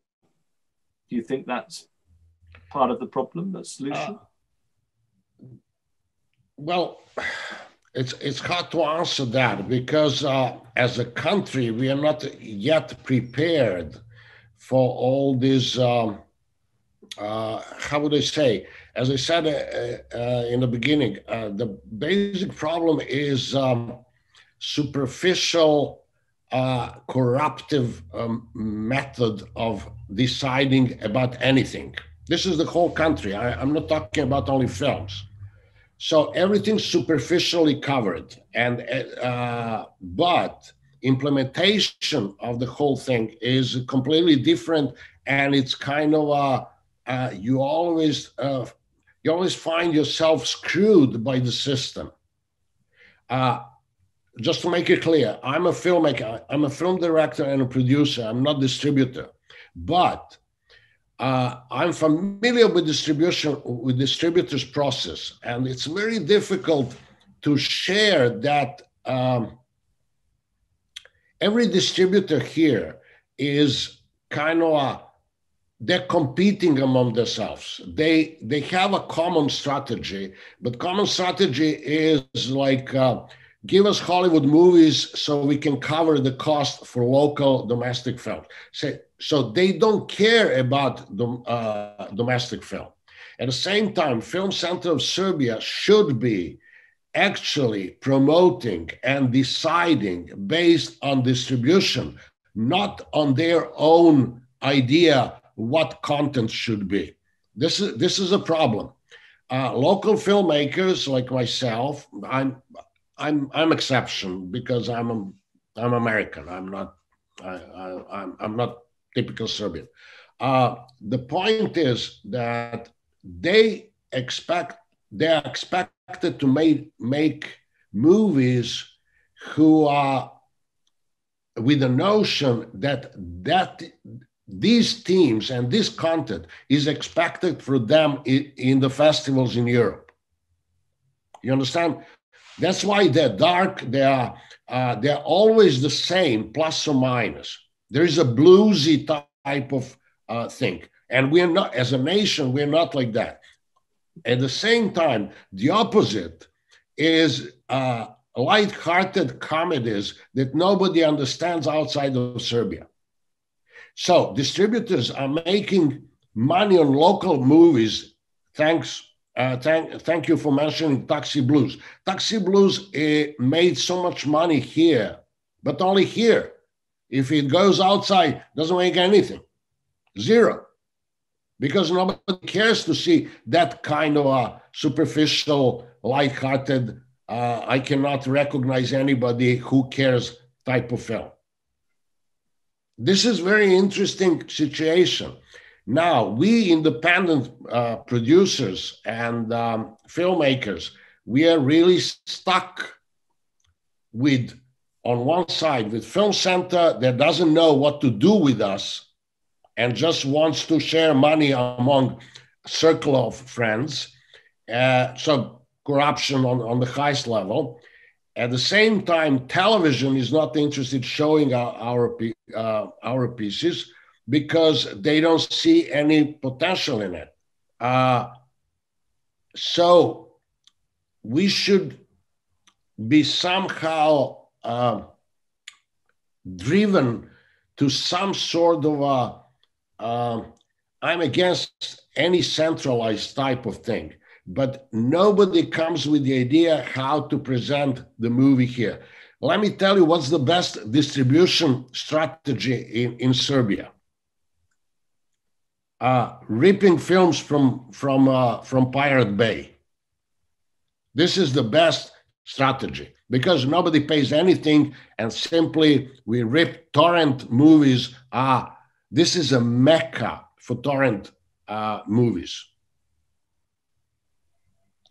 I don't know how to capitalize on that, but this is the only way that people want to see the film because they lost faith in distributors, in local filmmakers, and especially in Film Center of Serbia.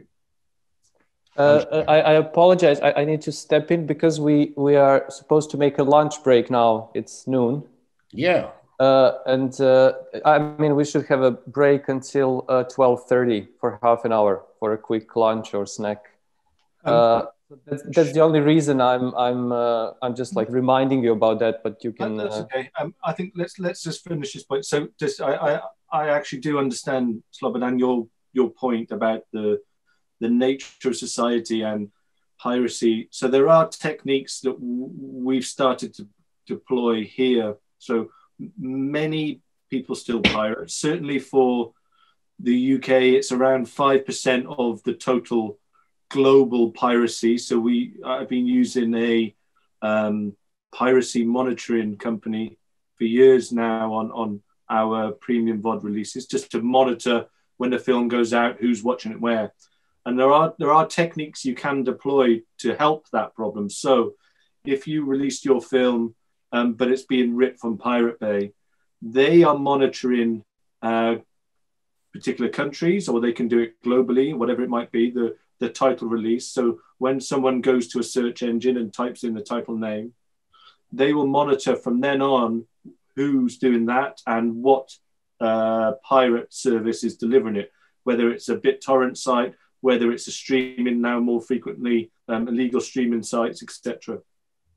And what they do is for a fee, but what they will do is they will take down all of those illegal options in the search.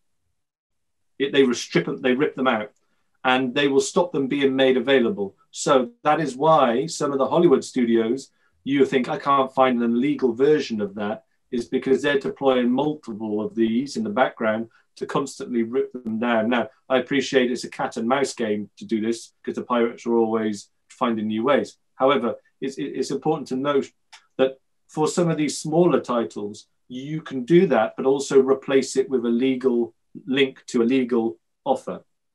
And so they will take care of that for you. So a lot of pirates do it because they can't find it anywhere. They want to stream it now, or they want to buy a ticket. They can't find it. They just can't find that content, that decision to consume. They just can't find it. But if you were to put a legal alternative up via this company, and there's several of them, there would be a proportion, not all of them, that would be going, I will watch that. I found it. Now, that won't fix the corruption, innate problems in society. I appreciate that. And Serbia Broadband and all of those ISP providers and the pay TV providers who are in the management of the cable companies, they all need a part to play in this, and I understand that. But the interesting point to make is quite often the consumers for art house and independent content it's thought-provoking. They are possibly younger and they don't want to pay, okay. But some of them are also slightly above average and educated. They are able to go out and earn an income, and they are willing to spend if they can find the film. And that's all about the kind of the notion of educating the market over a period of time to do this. And as a whole, as a collective, everybody in the process chain, from the public body to the distributors to the theatres, everyone plays a part in that. So that's just something which I do understand the problem, and I get it's a real problem, but it's something which there are techniques we can deploy to help fight that problem to a degree.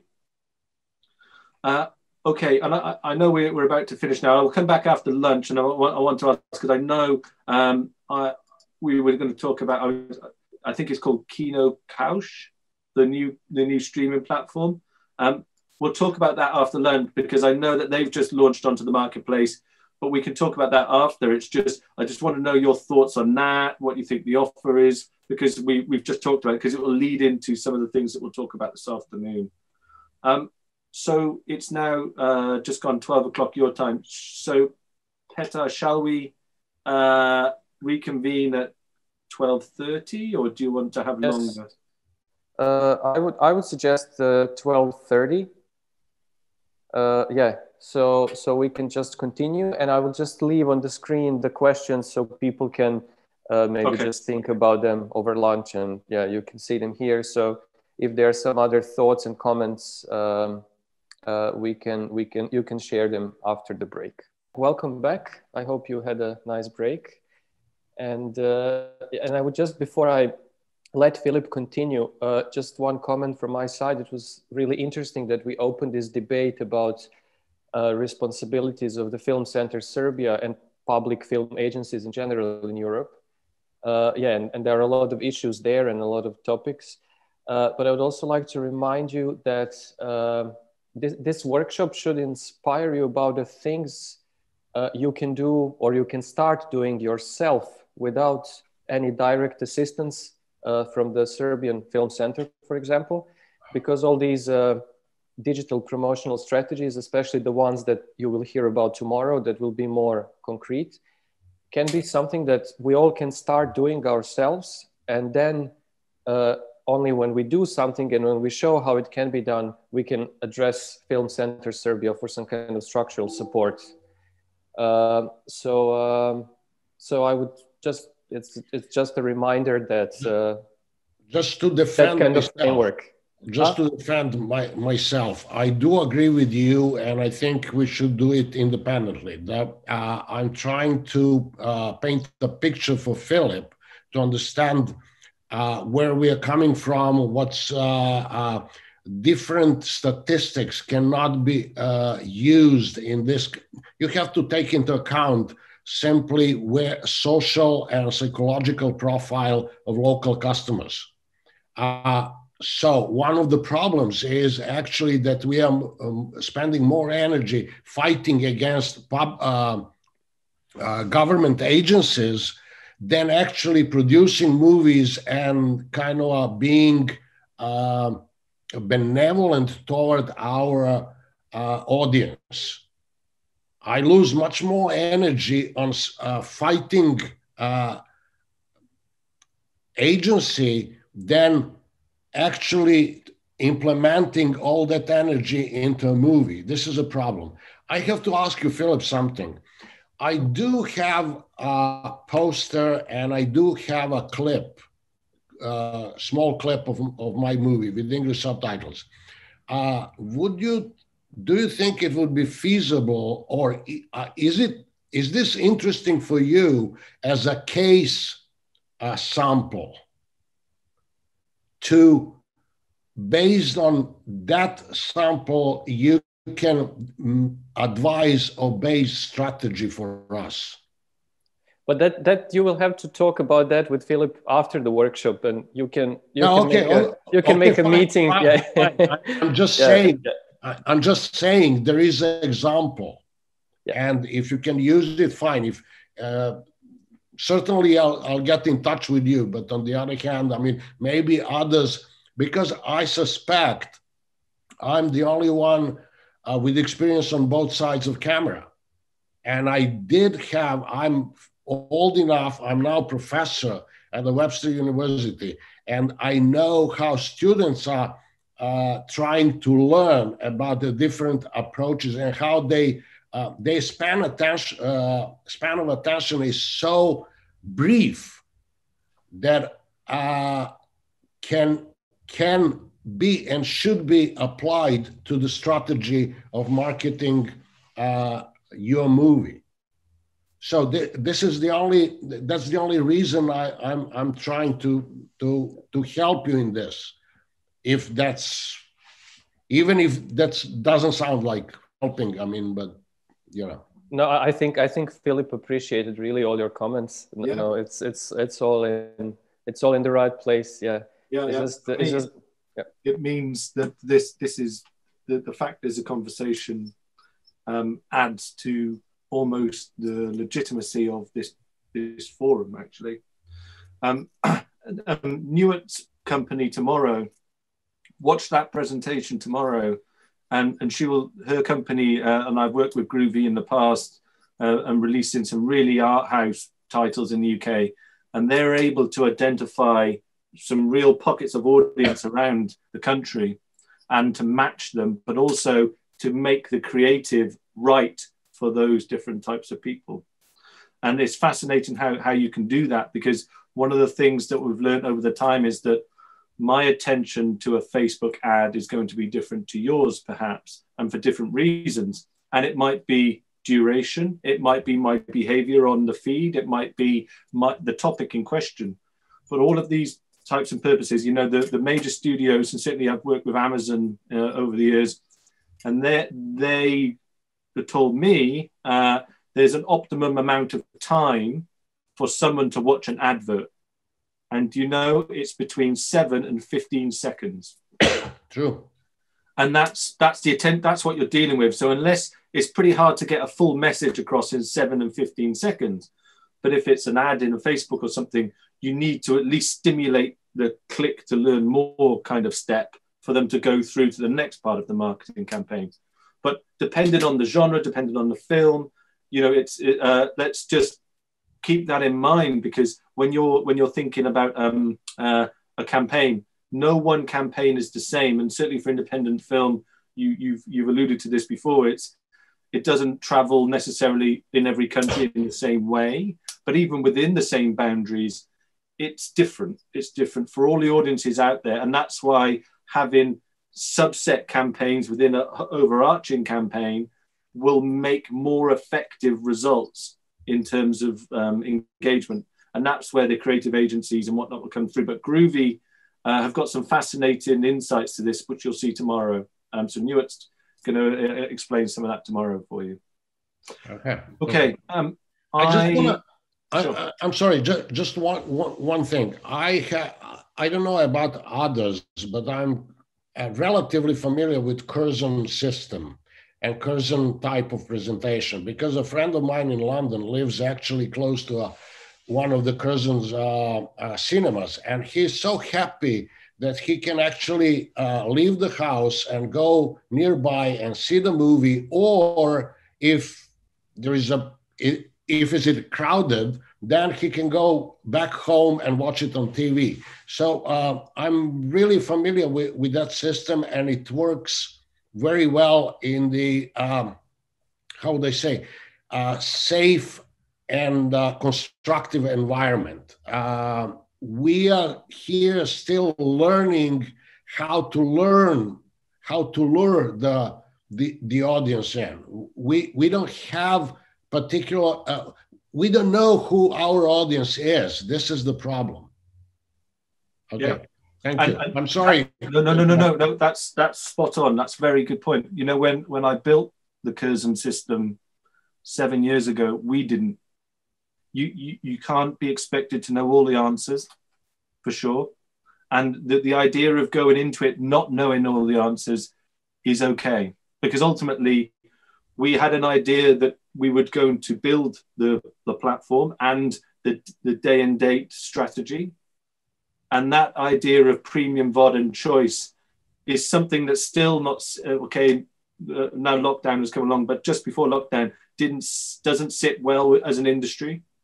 Because it's what you measure is what you get. If you're measuring pure box office, then if the results of success is just box office, then you're always going to be stuck with your head in the sand, the idea of doing a dual release, because obviously streaming doesn't count towards box office. And also then from an audience perspective, it's about education, about what the offer is and about the ability, and it takes time to do that. And that's why I mentioned earlier on, it's about, as a whole, whether it's exhibitors, distributors, or even just audience, everyone feeds into the idea that to make this successful. And the data is the feedback to know of success, not box office. Because box office is a false success because it's only about going to the cinema. You need to talk about engagement. You need to talk about people's ability to understand. You need to talk about frequency of visiting, etc. All of those things are really important to define success. And when you release a film, you are storytelling, you know better than I, but you are storytelling, and storytelling is the oldest piece of society we know. It used to be written on cave walls. It used to be told to tribes. It used to be told to generations. And then obviously the Bible was preached and things like that. But storytelling is the oldest part of society. It's just changed its form. So therefore, if we're storytelling and we want it to be listened to by the people who want to listen, we have to find them. To find them, we need to know where they are. To know where they are, I can promise you I've spent a large part of my last 7 years trying to achieve that. It doesn't stop. It's forever changing. And that's why the likes of this collective and others outside this will help that happen. But it's something of a step process. You can't just jump to it. Okay, I shall share my screen, and please tell me if it doesn't. I just want to ask something about the platform, if I may. Yes, sure. About author rights, authorizing the films on the platform. I just want to know your experience between producers, distributors, and exhibitors, as the exhibitor is the owner of the platform. In your case, Curzon. Correct. Yes. Maybe it is the theme that we may discuss maybe later, or. Sure, it's a good question. So the business model that we looked at, and I'll just jump back. You can see my screen. Yes. Yep. Fantastic. It's a nice question. So let me just jump back here. So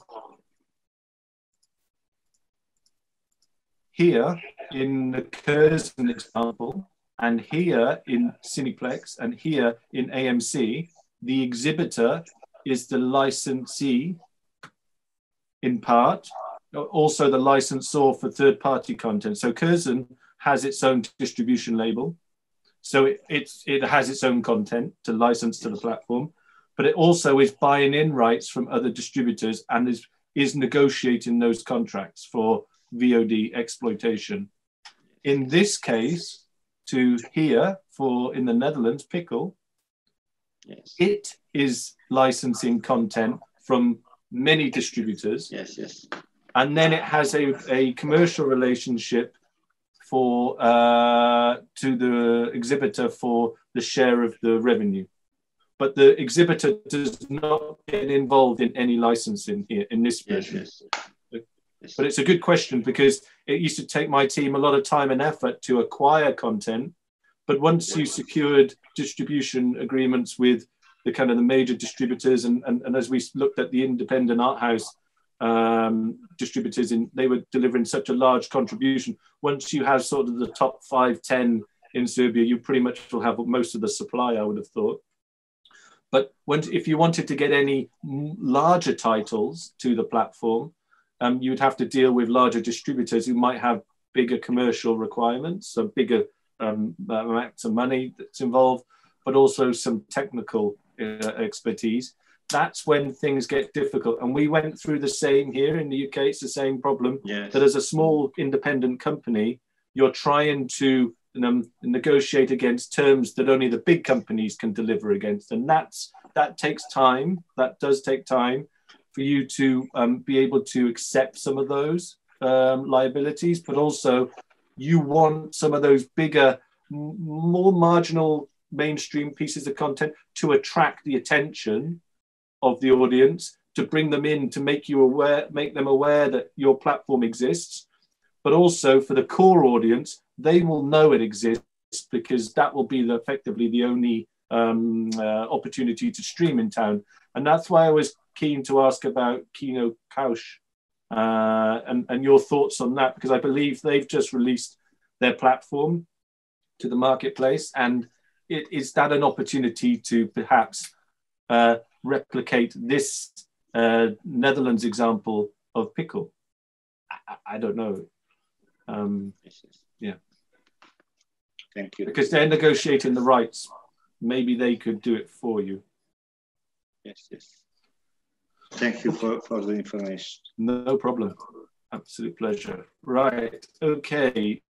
So what I want to look at now, we'll split this afternoon session into, so probably for about 45 minutes now, we'll just go through this bit, and then we'll have a coffee break to give you a little bit of break, but to have a think about. But we're just going to now look at a little bit in more detail, the next layer beneath. So we've looked at how things are in the market. We've had a few discussions about how the Serbian market is more mainstream, and there's a few players.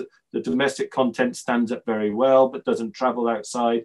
But certainly, we're now going to look at what things are available for exhibitors, and in partnership with some distributors, to go out and start to target some of the audience. Now, I've spent many years of my life when we built the Curzon systems, exploring the vast services around the world that can be used. And I've only shown a few here to give you an idea of what's on offer at the different levels of what you might be involved in the art house independent ecosystem. But what I'd like you to sort of have a think about, and maybe to take away from this part of the session, is there are opportunities. Whilst the distribution of this content is tough, the traditional release of a film is one way. There are many other ways of releasing content, whether you go on a premium VOD, day and date strategy, whether you don't go theatrical and go straight to VOD exploitation, and certainly that's happening under lockdown. There's no cinemas open, so okay. Or perhaps, and with Groovy, I did this last year, we released theatrically onto VOD first, and then it went to theatrical. So the theatrical window can slide, perhaps, or it can have a place alongside a VOD. But what you will see here next is about data. We've talked about it, but it's not that data is the solution to all problems, because actually it can become a problem if it's not understood by the people who are able to use it, and if it's not provided in a way that is useful and in a fair and transparent manner.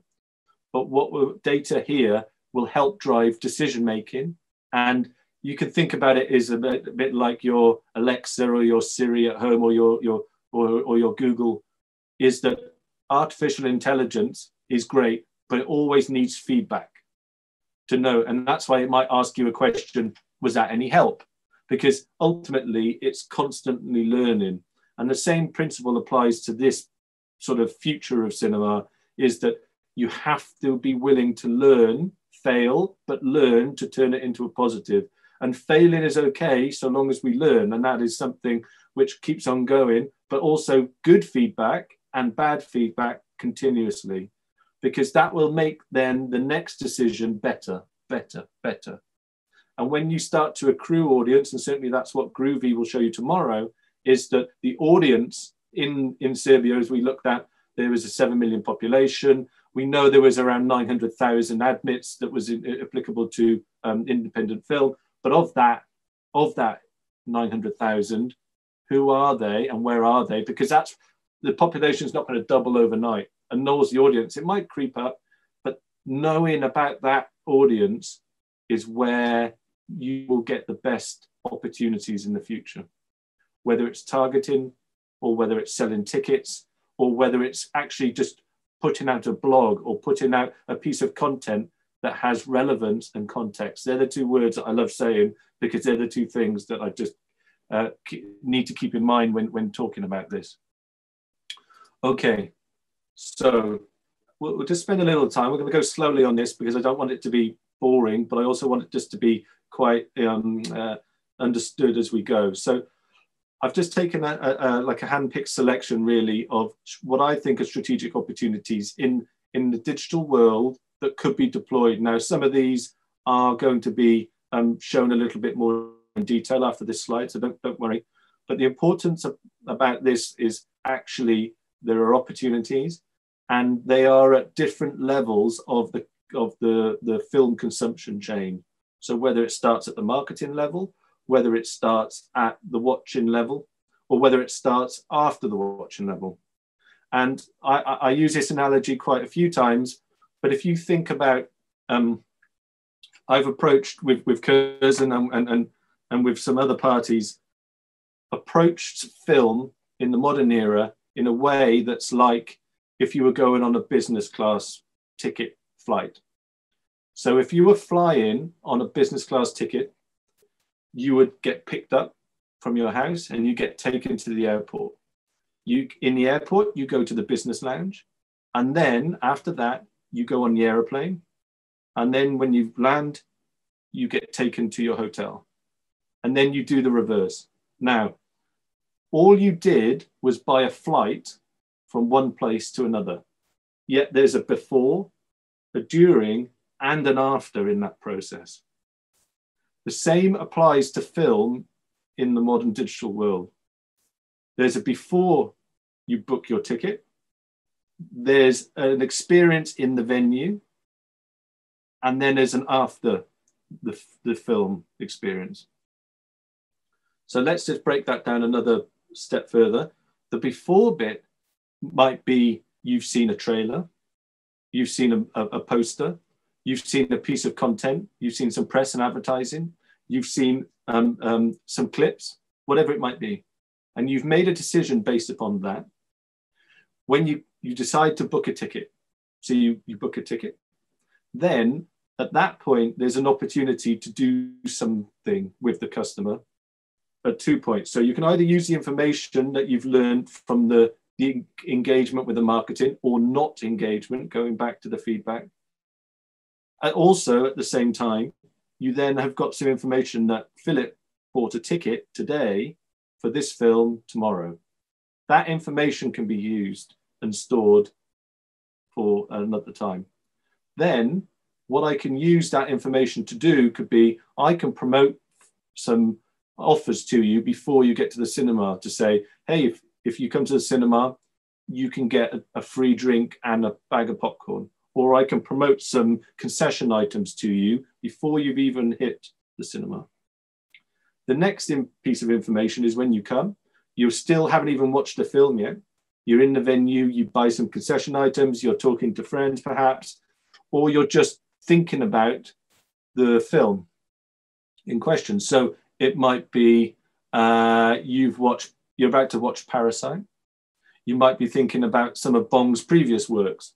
Maybe, I don't know. But the idea is you have that point of consumption. So in the venue, you might have, prior to that, you might have sent someone a blog article via email or a newsletter or some sort of engagement that really just brings up the experience before the customers even sat down at a seat to watch the film. They watch the film, they then leave the screen and maybe go for a drink after. And in Curzon, we've designed many of the venues to have open areas to for people to talk and to converse. There are flat sofas, a bit like Google offices, to encourage conversation, because that film is very conversational. It's very much a group experience at times. And that debate and conversation is something which we like to keep going. So after the film has happened, when you maybe go home, we would send you an email, say, did you enjoy the film? Please share your thoughts, etc., etc. But also, we would then at that point say, you've watched Parasite, but what about these films to stream at home? We know that they've gone to watch Parasite. We know that they've engaged with Bong, and perhaps they might want to watch some of his previous works. So it's about continuation of that one event of ticketing for Parasite, which is what these four articles look at, or these four chunks, sorry. So the first section is about data and exhibition data in that. So there are several of these, and depending on your company's system of ticketing and box office, there are a lot more solutions coming out in the sort of the cloud computing world. But Movio and Showtime Analytics are basically feeding up from data that's of purchased tickets from the venues. So as an owner, you can look at all of the data that's feeding through into one place. So I could see all the different screens and all of the different locations, how many tickets are being sold and what. But it also goes against, it gets logged against a customer. And you start building up profiles, and you're able to segment some of those. And again, Newark will talk about some of those techniques tomorrow. But the important piece about this is that exhibition data probably only stays within the exhibitor because it's their data. Very few like to share that. And that's not uncommon across the industry in different markets. There are, you might have IBO or box office data that gets shared for all of the companies into, you can see opening weekend performance of the film, etc. But already that's being quite tested, as some exhibitors play with premium VOD and others don't. So an example, Curzon was denied access to certain theatrical release data, even though it was entitled to it, because Cineworld and AMC did not like day and date films, and Curzon supported day and date films. So it meant that that feedback loop of data was not available. So decisions were being made based upon of its own data and gut feel. And sometimes trusting your gut is the way, but it's also not necessarily the most efficient. But exhibition data allows you to do another thing, which we will come to in detail in a bit. It's called CRM, Customer Relationship Management. It allows you to handle and deal with the customer in much more informed ways than if you just sold them a ticket, put a ticket up and sold them. Now, there are a variety of CRM solutions out there, and Movio and Showtime, and all of these provide that, but it's about providing a customer an experience that is valued and also, is importantly, has relevance and context, because if it does, they will buy more. The data will help you improve social media targeting. Certainly, as an exhibitor or a distributor, knowing who your customers are, whether you're promoting the venue and the film's available this weekend, or whether you're promoting a film available in the various venues, knowing who those customers are and effectively where they are and how they behave is something that gets learned over time, and you learn and learn and learn with that. And Groovy in its data platform has already accrued a lot of that information already. That is hugely important for the next film. So that feedback loop, as I keep talking about, you'll hear it a few more times, that feedback loop that keep feeding into the process chain will make your next decision better. And then from the last bit is audience segmentation. It is very, very inefficient to put one marketing campaign out and hope and cover it all and hope it sort of fulfills an objective in one go. The idea of that used to be efficient, but now you would get a much better result instead if you spent $1,000 promoting your film to the entire country. Most of it would go to waste. But if you spent $1,000 promoting it to, I don't know, 500 people who you know are core art house dedicated fans, you are likely to get a better result from that smaller segment than you are from the entire country. Because you'll basically use up your money trying to reach people who don't really care for it. So knowing where those customers are and knowing how those customers behave is called segmentation. And to split up that audience requires understanding of data and techniques to do that. Is that okay? That's something that's important at level 1. Okay, level 2. So the onus is not just purely on distributors and exhibitors. Spent many years of my life trying to do this, and it's through partnerships. So spread the risk and the reward via partnerships. So it is much easier, and I do believe we will see a hell of a lot more of these types of approaches in the future to film releasing, but also to the industry as a whole. For success, commercial partnerships are a route to success. So the exhibitors and distributors partnering, and that's why the times sign is here, the multiply sign is, you can magnify your smaller resources to go further if you partnered with a brand that you feel is relevant to you, but also it could be a film that you know is relevant to your audience. I know the gentleman earlier on mentioned that he had a customer base of roughly the population, or the number of admits was roughly the population of his town. Well, you know that people go twice a year, but if that audience is true art house, independent audience, a distributor would love to know that and could use that as opposed to trying to go out into mainstream American audience-based towns and cities. So there could be a partnership and a joint distribution effort with a film. There could be another one where it could be a press or a business partner. And local press, Curzon does this quite a lot. It partners with The Guardian or it partners with a newspaper on a promotion of its own day and date premium VOD releases. But also it doesn't have to be such as that. It could be a local press partner, but the consistency of offer and the consistency of brand conversation is the important piece here. So it might be a new release comes along, and yes, it's something easy to talk about. But then when there aren't a new release stories to tell, you could work with that press partner in a way that just talks about your venue or the offer, or as an alternative to going restaurant in, or something that the items that you'd like to do once lockdown's lifted. You know, there could be stories that are in the press that talks about film without the hard sell. And that, again, is helping you hit the 7 to 8 times customer hit with your brand that you need to get the attrition level that the agencies tell us that our brains work by right now.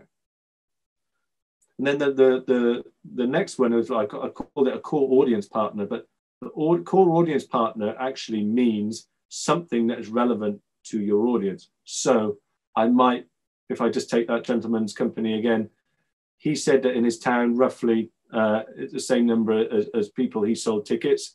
And obviously people go twice a year. So half the population are going to his venue. Let's just say there is one big employer in that town, and it might be a government agency, it might be a factory, it could be anybody. But that core audience all work there. They are the major employment for that town. It would be a good idea to work with a partner like that to offer them. You know that most of the audience go to work there, so why wouldn't you say you partner with that employer in the town to offer them, if someone comes and they work in there, they get a discount on concession items, because you know there's value in that relationship, and you know that's an efficient way to reach your audience. So if you come this Saturday to watch Parasite, you will get 10% discount on your drinks. You know that that audience sits there. So it's much cheaper to do that than it is to try and go and find them in the open market on Google and Facebook or wherever.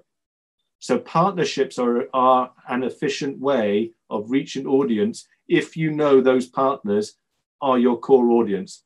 But the tricky question is, how do you know that they are? And that's when the partnership discussion asks questions about who are your customers, or who are your employees. Another one might be, you might have a big restaurant chain in Belgrade, and you know that a lot of people go there are young.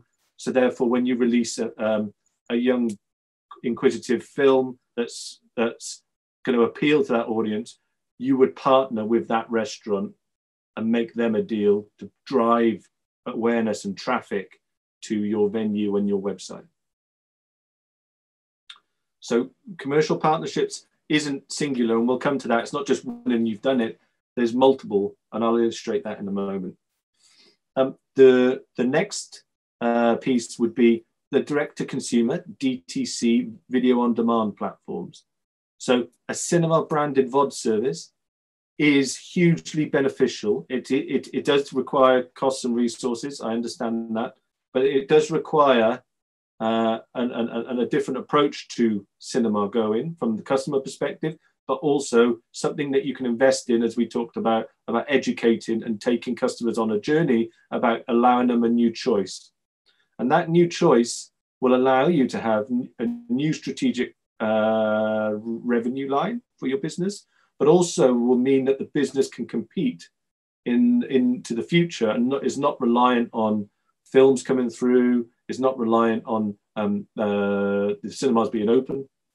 It allows you to continue your brand to be relevant. Now, the ones that I'm showing here, the AMC and the Alamo and Curzon, yes, they are of sort of a notoriety, and they're brands that people know of, but also they have resources.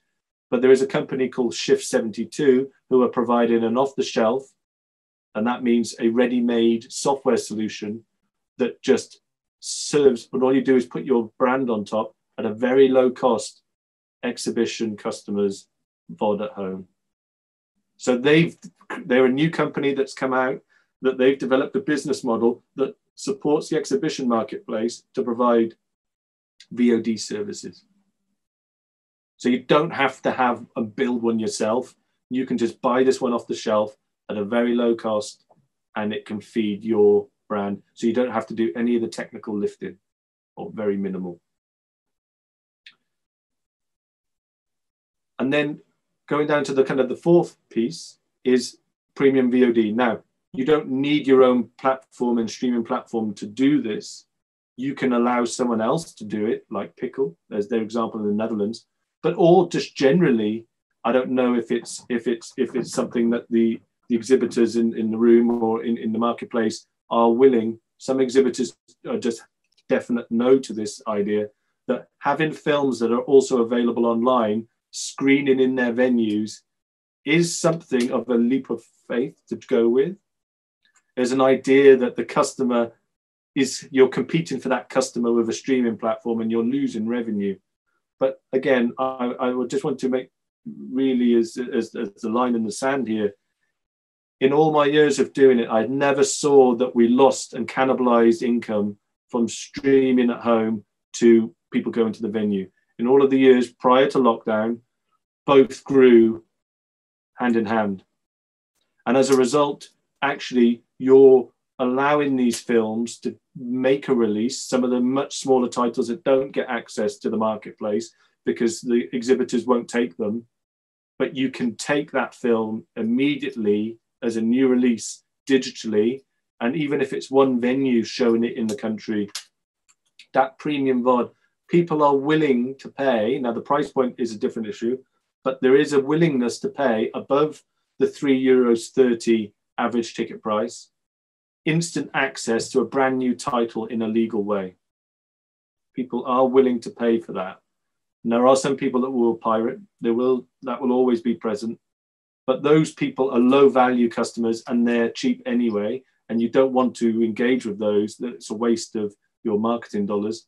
You want someone who is willing to engage with content regularly and on a legal basis, because they're the types of customers on the long term that will help you grow your business or your ability to release more films. Trying to tackle the piracy piece is not where you will gain anything. What you want to do is make it more difficult for them so they become legal, but you don't want to be tackling those pirate customers, so ignore them.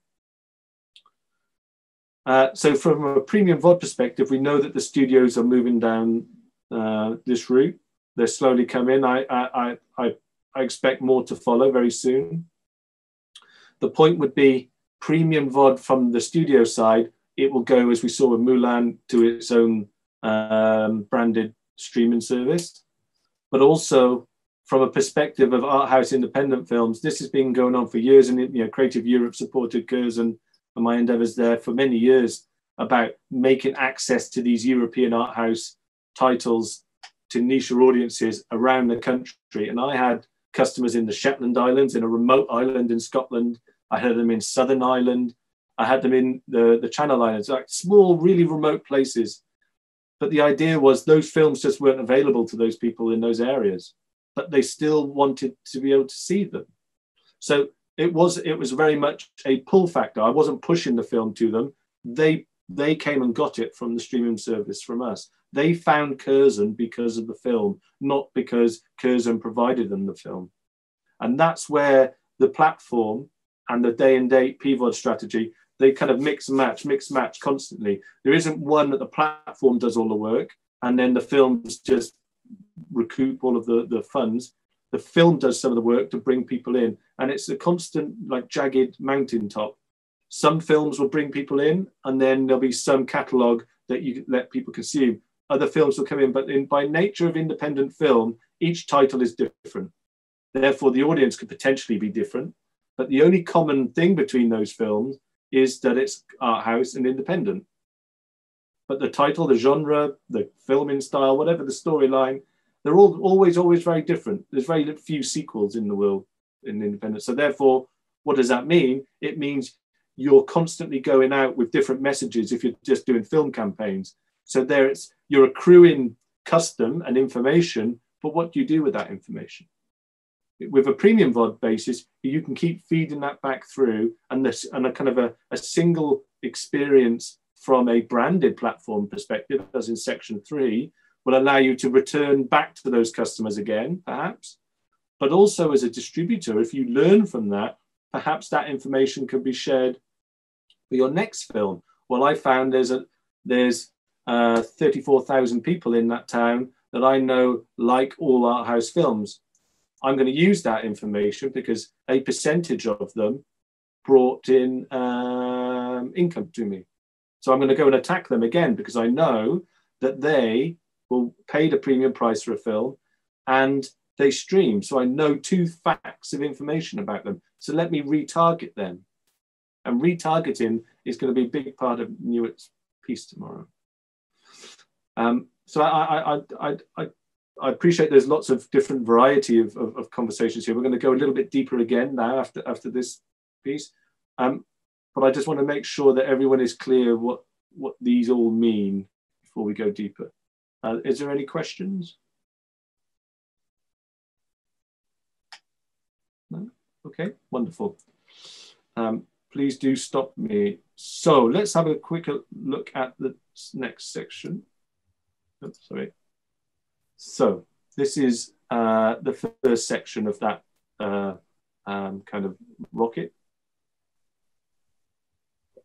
So just to kind of go into a little bit more of what exhibition CRM is. So again, I'm kind of talking theory and concept here, and tomorrow you'll get a little bit more insight to actual techniques. But exhibition CRM, so customer relationship management. It's about attracting. We start here on the yellow. We start about attracting customers via marketing. We acquire them, hopefully, and then they make a sale. If they don't acquire them, so if we attract them and they go, well, I like the look of that film, but I've engaged with the ad, but I'm not going to do anything with it. That information is retained and feeds back into the yellow tab.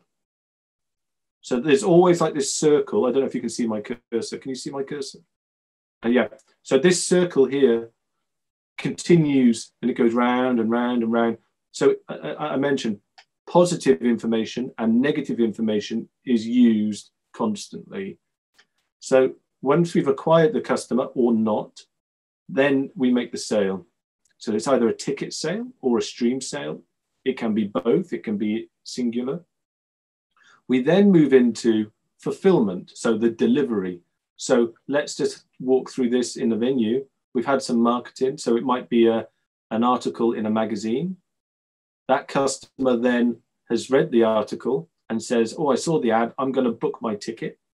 So they either walk to the venue and book the ticket for tomorrow night, or they book it by the website. The sale happens.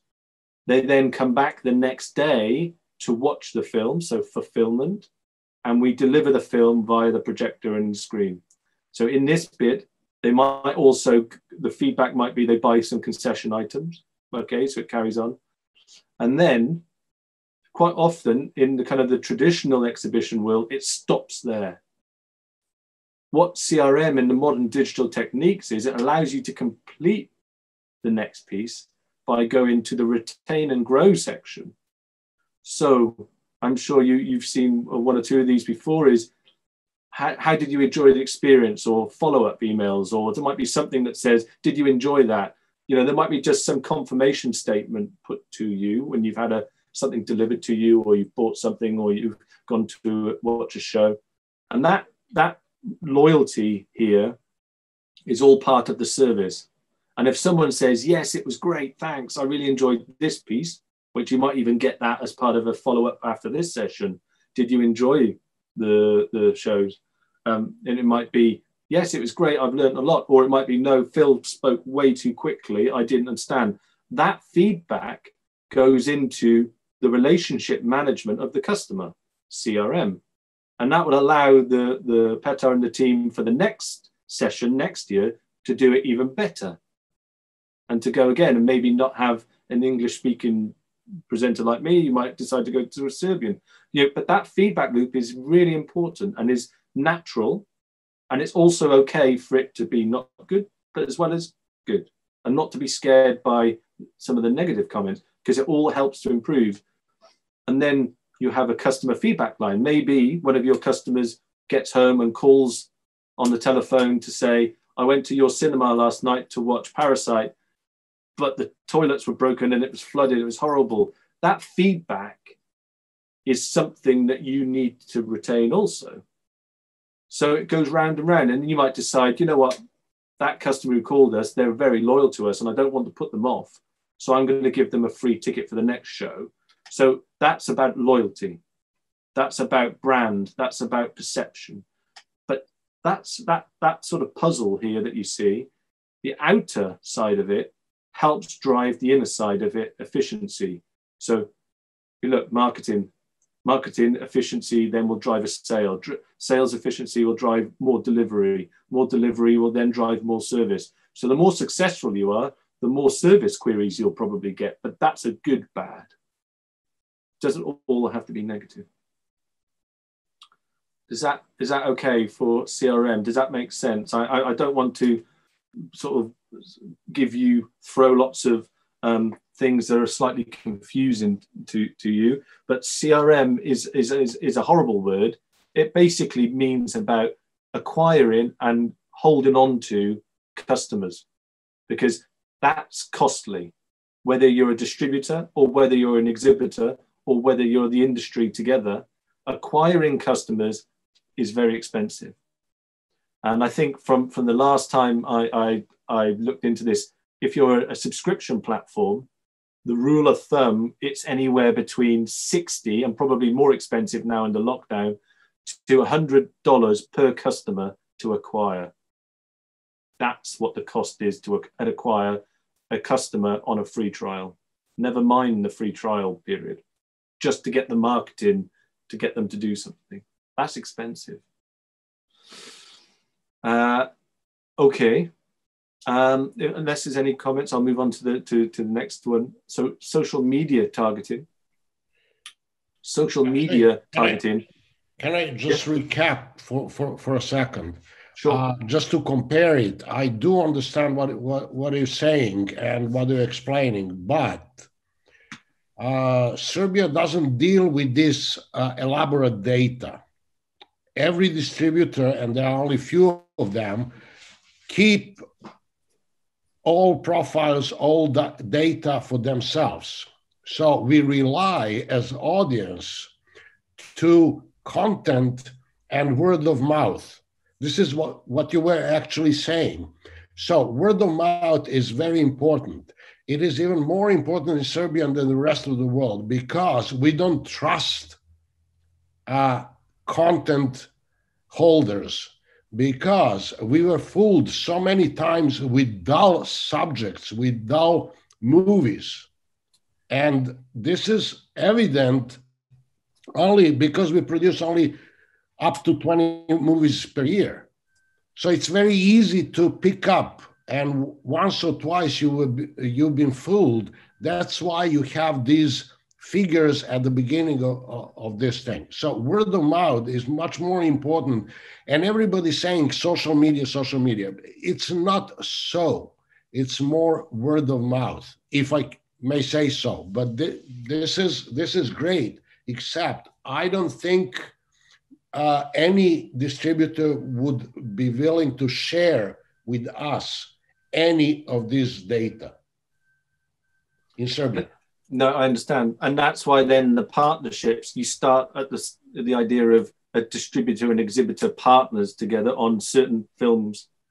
And that's, we have the same problem in the UK, but over time, for certain film releases, there's partnerships that happen, and they work together on a particular title and decide to share that information. You learn from it. You might not partner on the next film, but it's experiences that adds and adds and builds and builds. It's not going to be one solution that solved all.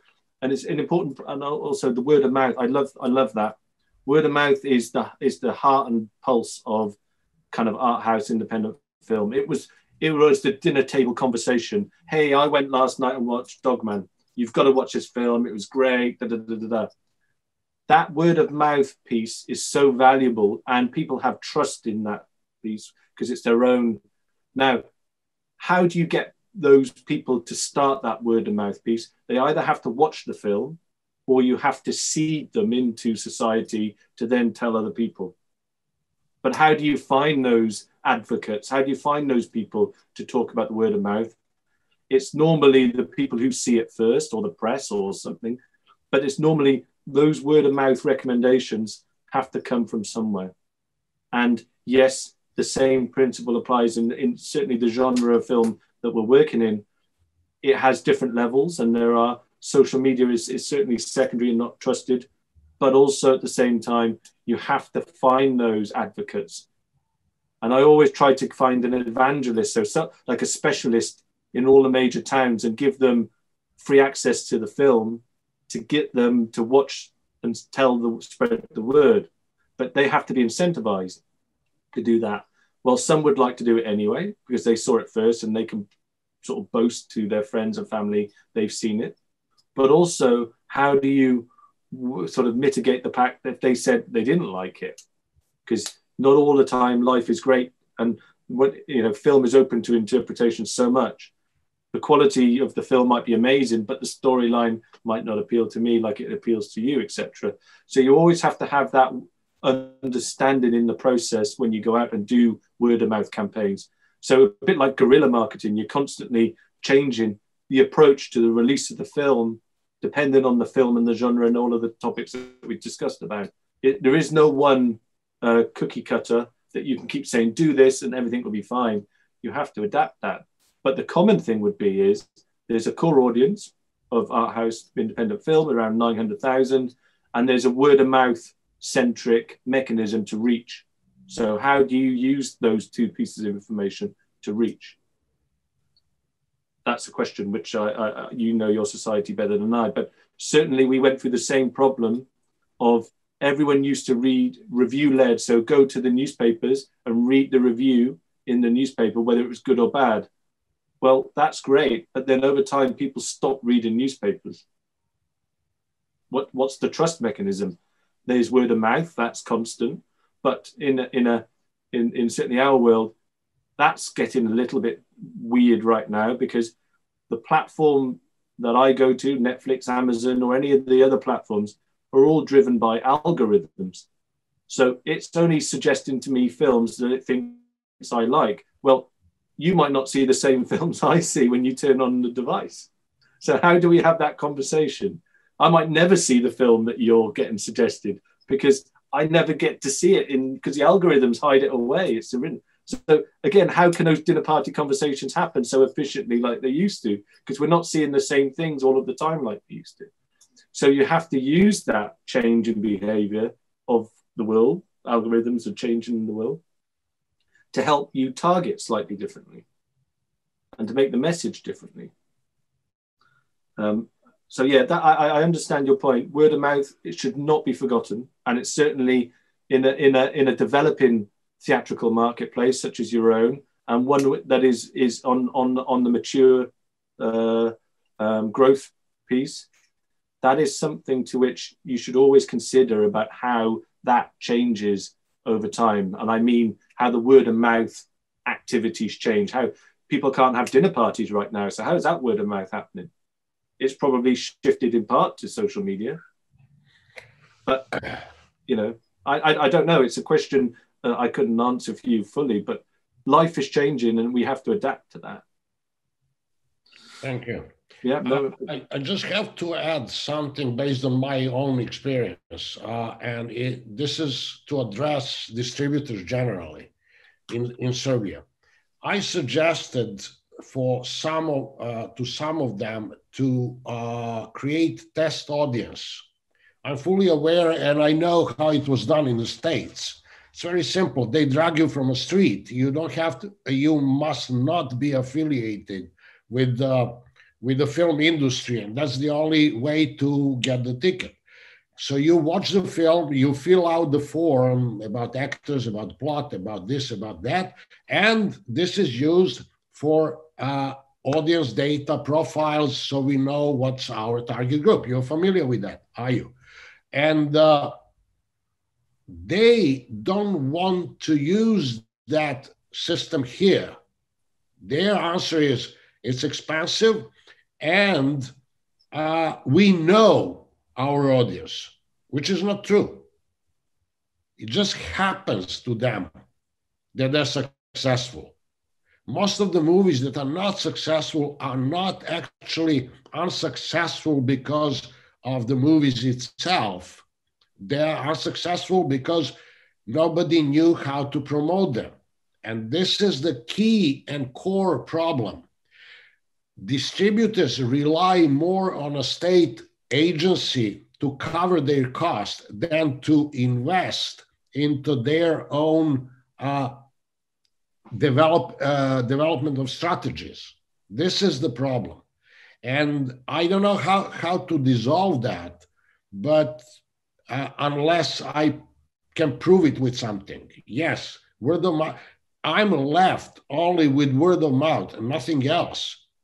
And this is the key and core problem of Serbian film industry. Thank you. I'm sorry. I'm not being negative. I'm just trying to tell you that this is completely different state of mind.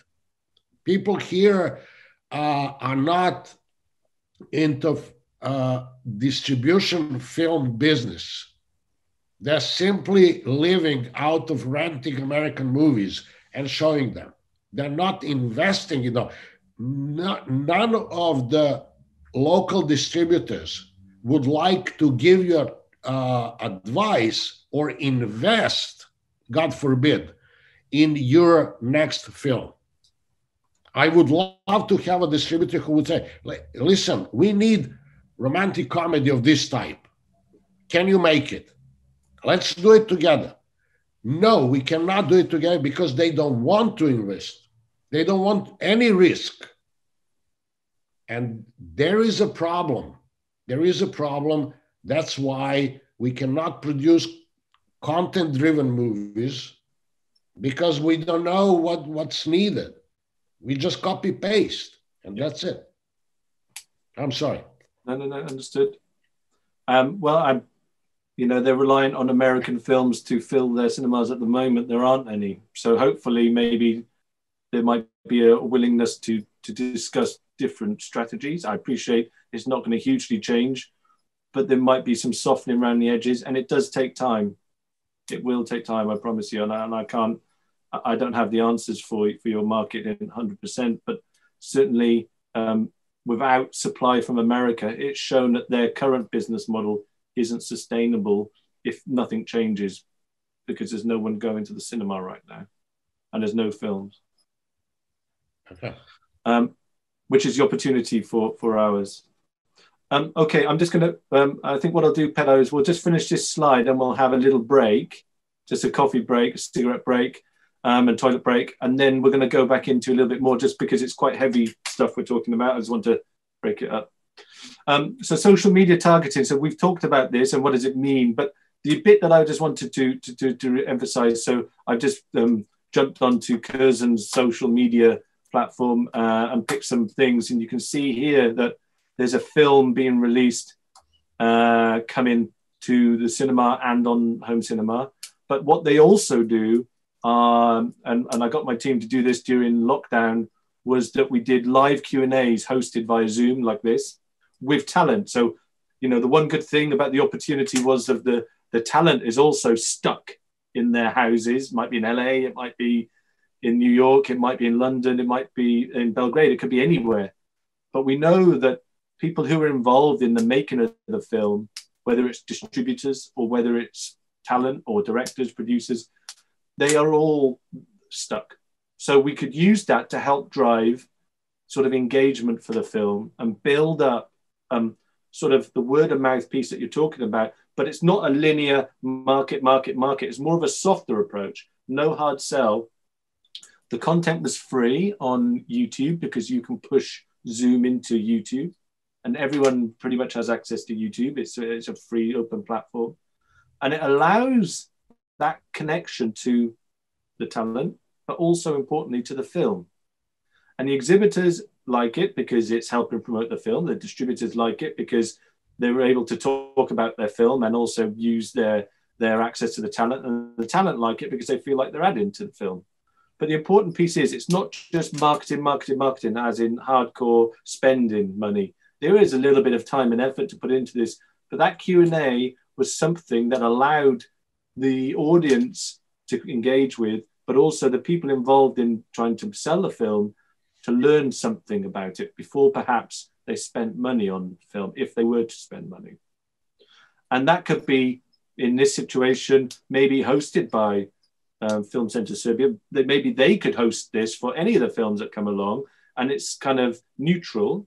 But the idea would be it's easier to push people to one location instead of everyone trying to do it. And you could say the next Q&A is going to be Slobodna's film, or the next Q&A is going to be Phil's film. But it's pointing to the same place to do this all of the time. You save on cost on promotion, you save on the cost of efficiency. But the idea would be you do it once and you do it well in terms of like the process of watching and getting customers to watch. And then you could just drop the content in. But that sequence is just a part of a process that gets fed into, well, if you have a neutral body doing it, you could then say the information you get from that gets fed out to the distributor and the producers to know about if they're going to promote the film, how they then use it in social media. So I've said here the engagement, and these are just the major platforms, of course, but the idea would be each of the audiences on these platforms. So younger audience use Snapchat, whereas older audiences use Facebook. So it would be silly to try and push a younger audience film necessarily to just Facebook, because you're not mixing the right approach to that film.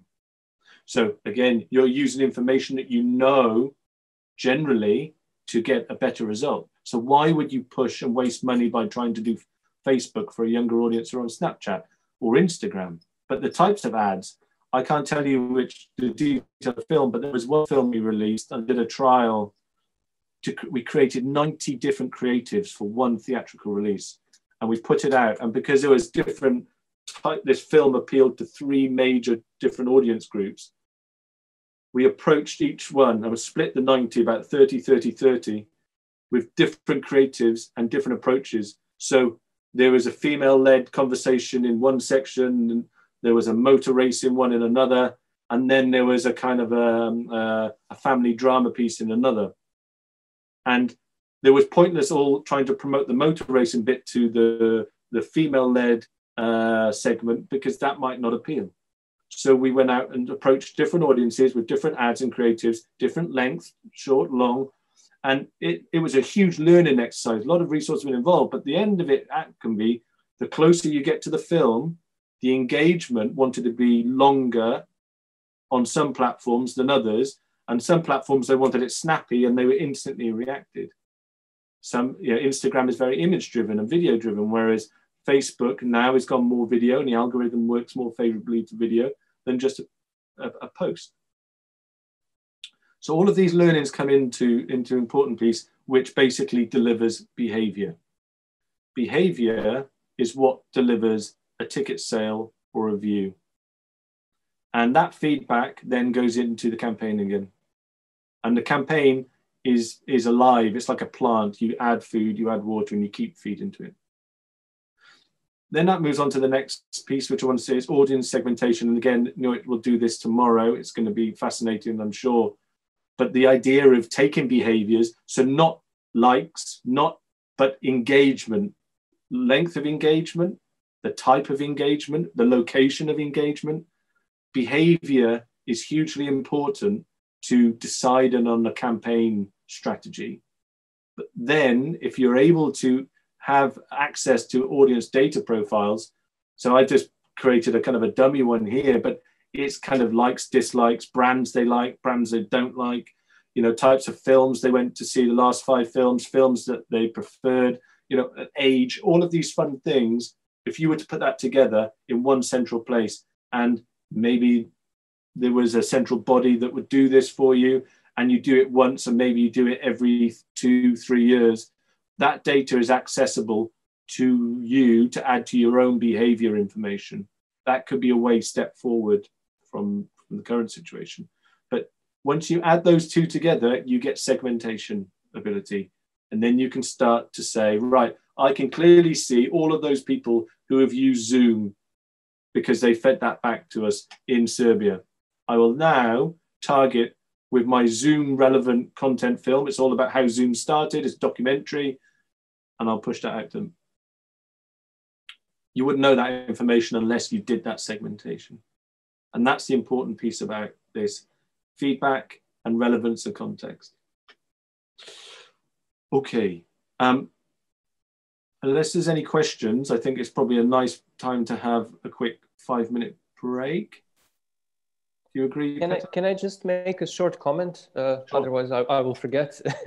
And also to follow up on Slobodna's comment on what Film Center Serbia can do and what it is not doing. And I can say from the Danish perspective, because Denmark had the same problem as Serbia has now some years ago, because Denmark is a small market and the language is extremely inaccessible and difficult, so nobody's watching local Danish films outside Denmark.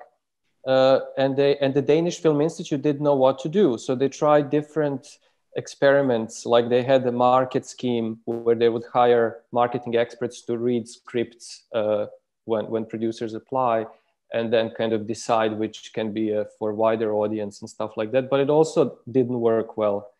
And what they started doing this year, for example, is they have a special funding scheme for producers who come up with idea about how to build audience. So for example, producers just do their budget and create their strategy in which they say, we want to use these experts to help us. We want to use these digital technologies or digital strategies. And then if it sounds convincing enough, then the Danish Film Institute as a public institute gives them the money. And that was actually the source of a lot of very, very creative strategies. And their kind of Danish Film Institute is building portfolio of these strategies. You have children films, web series, different formats, different genre. And I think that if that kind of arrangement can be made in Serbia at the initiative of local producers, but also distributors and exhibitors, but in the first place, producers and exhibitors, it would be, maybe it could be fruitful, yeah. So that initiatives come from you and that you project your strategies and your budgets and offer it to the Film Institute instead of waiting from them to reach you with something new, yeah. Okay, so I'm just going to go back to here. So we talked about the start of this 4 sections. So what I want to go now into is sort of the data strategy. Now, I appreciate there are some sensitivities around data and being shared, but this is just an example of some of the possibilities that if there was an agreement or some sort of collaboration, or what could be achieved through data. And again, this is conceptually, because tomorrow you will have a lot more use of data. But effectively, the idea within an exhibitor, there are lots of different data points, and some of it is relevant to the content owners, distributors, and some of it is relevant to effectively a third party, like a partner or a sponsor. And the other persons, it's important to, and when I say partner, being an industry partner, such as Film Centre Serbia or whoever it might be, political partner, but also then within the exhibition business itself. So I'm really focusing on here in sort of a shared customer data strategy to drive sales. But from an exhibitor perspective, there's also some benefits to collecting data and using it in a way that helps drive more ticket sales, but also helps with more quality films being released or more relevant films being released. So let's have a quick look. So we start with the offering and the film screenings or the VOD, the offering or what's available. That has to be obviously from a distributor or a marketeer's perspective, has to be made available, has to be told out there into the wider domain. I've called that marketing down here, and I'll call it brand marketing, film marketing, venue marketing. So when we're making an offering for a film, it can either be used to help promote a brand or help promote a venue, or it can help promote the film itself. But it doesn't have to be binary. It doesn't have to be one versus the other. It can actually be multiple. So in the cases, we've used films to help promote the platform. We've used films to help promote the Q&A. We've used the Q&A to help promote the film. We've also used the films to help promote the cinema brand or the venue. But ultimately, what we're talking about is these little black arrows here, which is just traffic. It's flows, it's people, it's numbers, it's multiples of. And the idea would be when you're marketing something, and social media targeting, is all about matching. Again, if you were to get theoretical about it, demand meeting supply. It could be the right audience meeting the right film. It could be the right customer meeting the right product. It doesn't know which one to buy yet, etc. All of those points are the same. It's about matching up.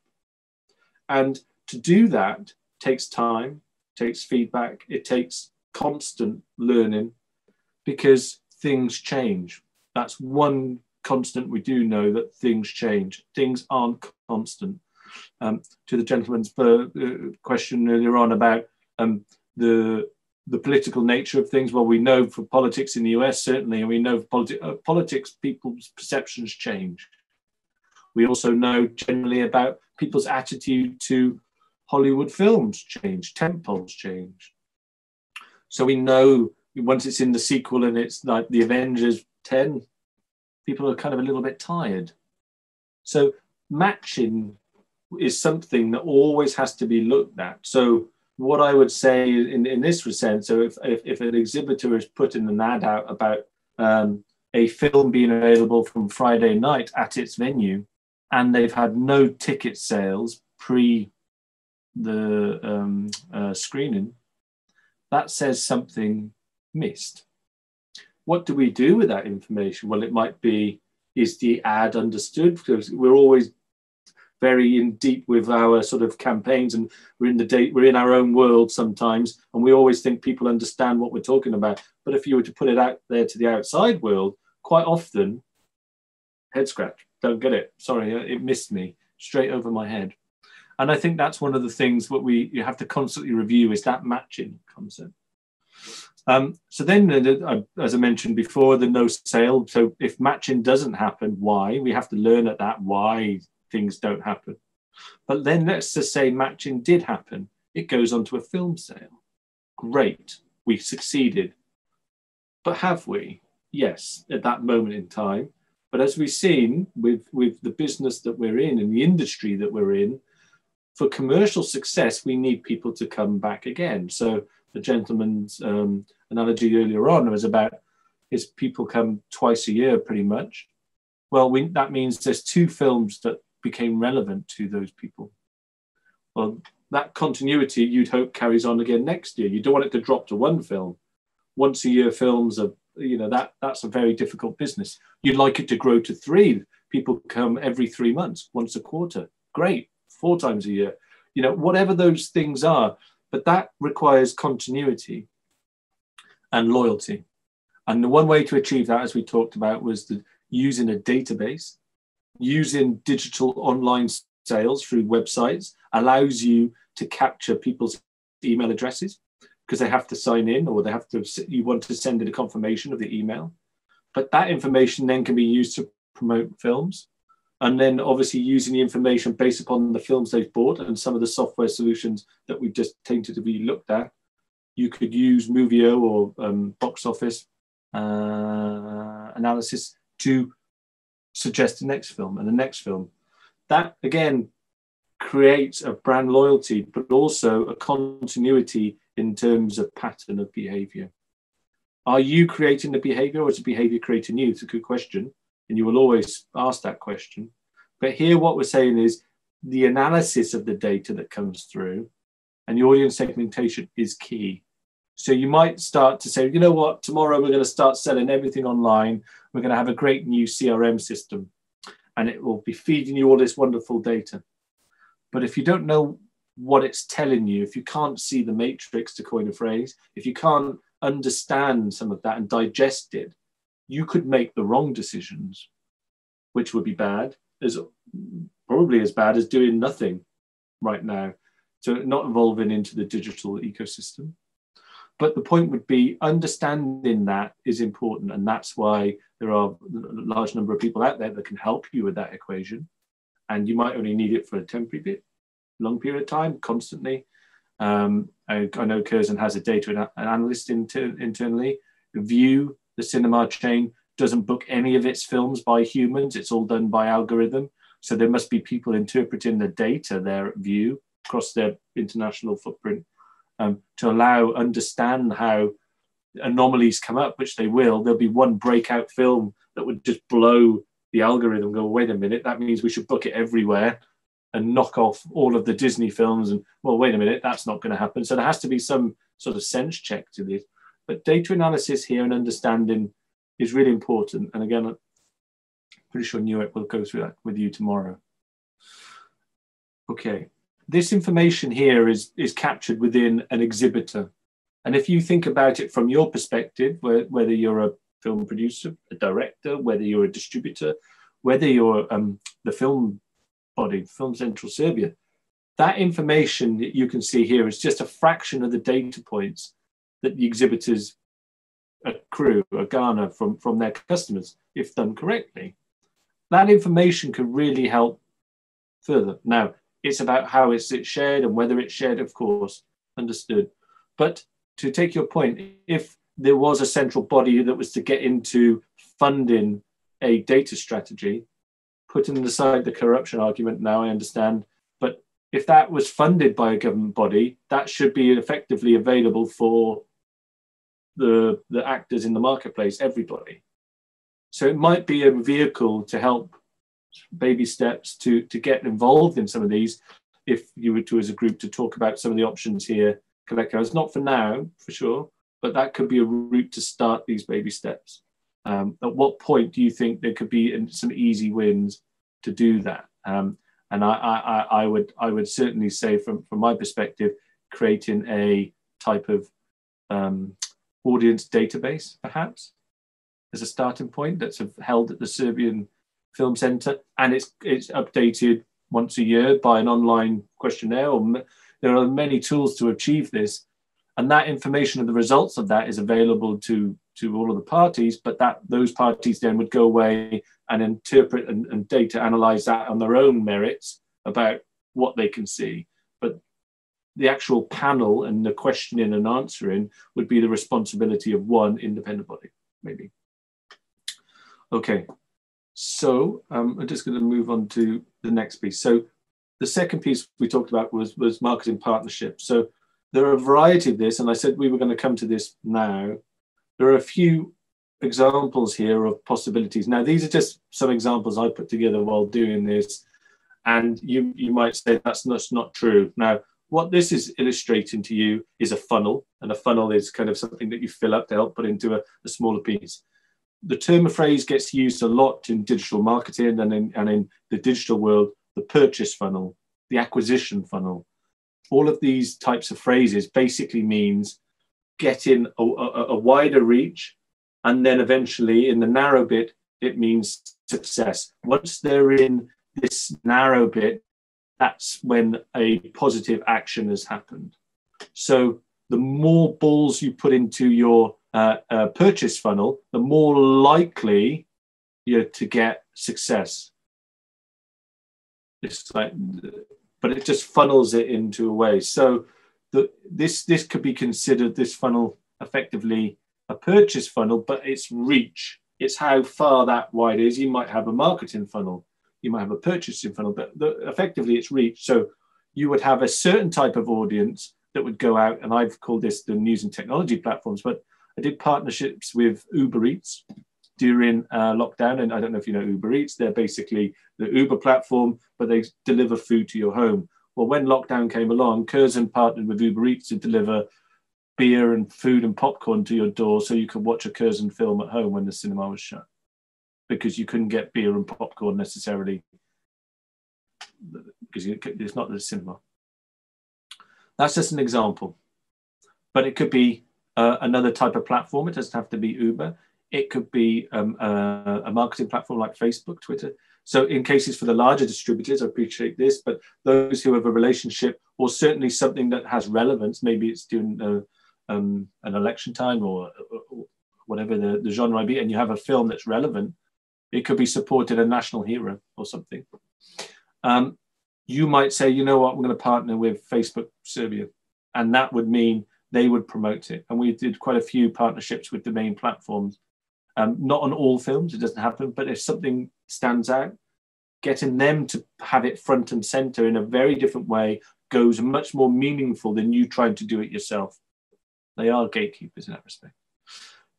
Specialist groups and PR. So there was a film called Notes on Blindness that was released about 2.5 years ago, I believe. It's about someone who lost their hearing and became blind. And it was all about rhythm, and they made many notes on this film, and they turned it into kind of it was quite a hard-hitting feature.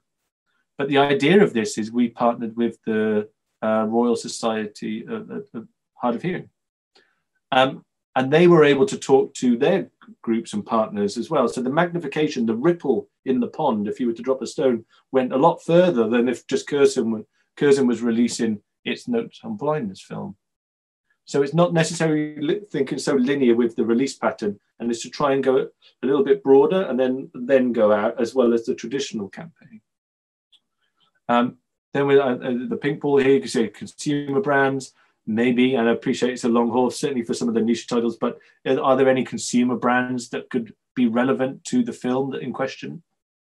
I don't know, self-explanatory, but if someone bought this product, maybe it's a local bread maker that's a national, then every time you bought a loaf of bread, you got a half price ticket. Again, if bread's a big part of the film, as an example.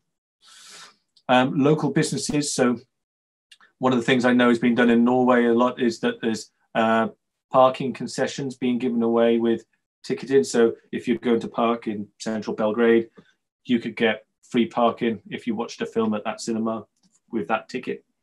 That kind of question. Now that might already happen to a degree, but it could also be discount meals within local restaurants before the film. Again, because your exhibition venue might not have anywhere to sit down to have food and drink before the film.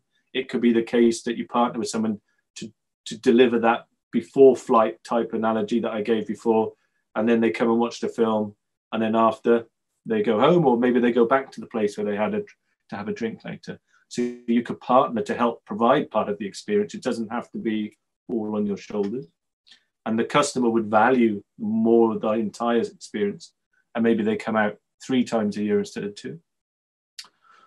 Concession suppliers, beer, wine, food. You know, this is really important because this is something where you can say, you come and watch this film this Saturday, you get free popcorn or this, but that needs to be paid for by somebody. But then the relationship with the concession supplier might be, again, it could be circumstance, but it could be as an exhibitor, you commit to a longer term, whatever it might be. I wouldn't like to say, but this gets done quite a lot in UK. Beer brands and food brands partner with a particular film release. There's been a Carte Noire coffee French film season that was curated, and that was used to promote the coffee, but also it was a package of films are put together under Carte Noire.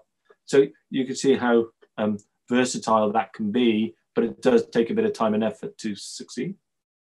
And then film distributors. So one of the last things, so I was working on with Groovy before I left Curzon, was working with independent distributors to use the data on Curzon's platform to help inform independent. So to answer some of the questions about sharing information, Curzon was letting distributor partners who were coming to Curzon on a premium VOD basis to see some data that they otherwise would never see. They normally would get a report at the end of the month to say they made 1,000, 10,000 streams.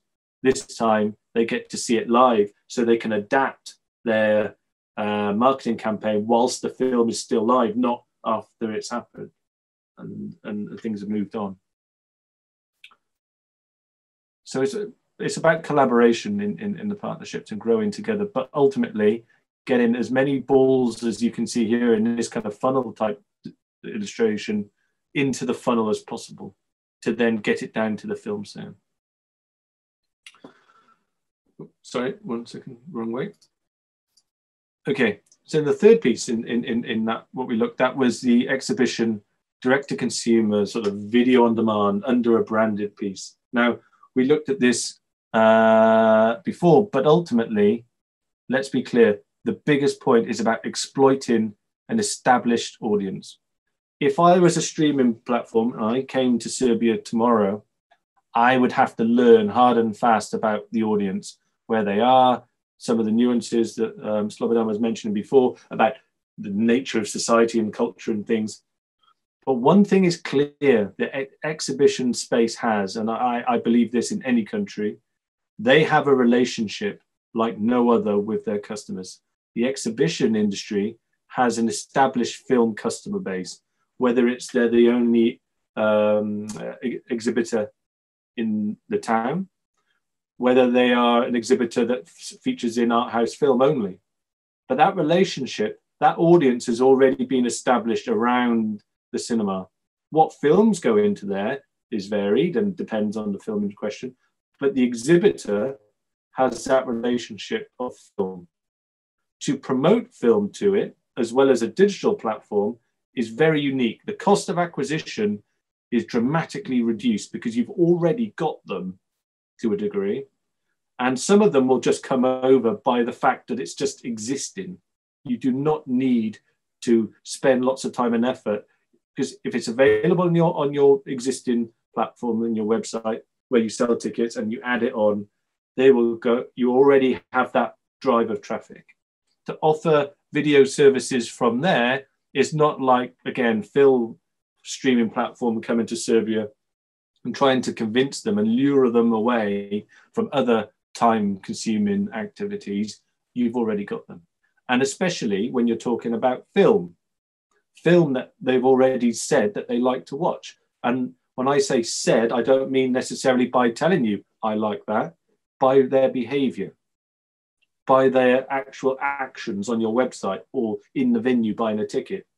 And that's when the uses of CRM come in and the uses of digital targeting techniques and segmentation. They've told me inadvertently, as well as, that means sort of not intentionally, as well as intentionally by telling me perhaps as part of a feedback questionnaire of what they like.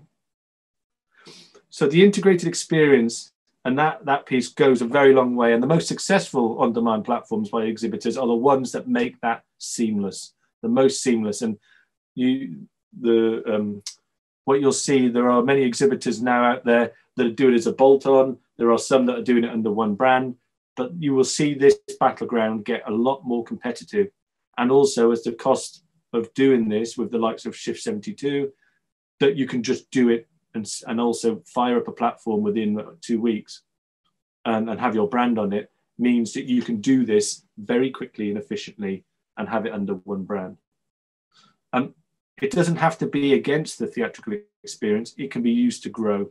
And I think that's one of the most important things. Don't be scared by streaming, embrace it and use it to the advantage to beat the streaming only players and use that to your advantage. Because what you do know is your customers like content, they like film. That is what they're after. What you can use it is to serve them quality film at a time that is convenient to them and empower them with choice. They will become more loyal. Becomes more loyal, it's more revenue.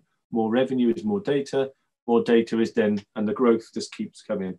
But you do have to take that leap of faith from the idea of the traditional release method is the only release method and it's the only one that works. I think given that the supply can be cut at any time, and with COVID, we've seen that, and the distribution strategies of the distributors and the studios dictates whether people come to your venue or people engage with your brand. That's not something you want to rely on. You need to provide ways to mitigate that risk. Otherwise, if this happens again, who knows, I hope it doesn't, but let's say it happens again, or they start to decide to go more direct to their own streaming platform, you need to be more versatile and adaptable to the modern world. That's clear. Okay, and then lastly, there's the various VOD business models. So I put some down here is when things live alongside each other, it doesn't have to be paid for. So TVOD is transactional VOD, is when someone pays for the film every time they want to watch it, and it normally lasts for 24, 48 hours before it expires. SVOD means subscription VOD, where somebody pays a fee every month, a bit like your Serbia broadband connection to watch TV. You pay that fee and it happens and you can consume as much as you like.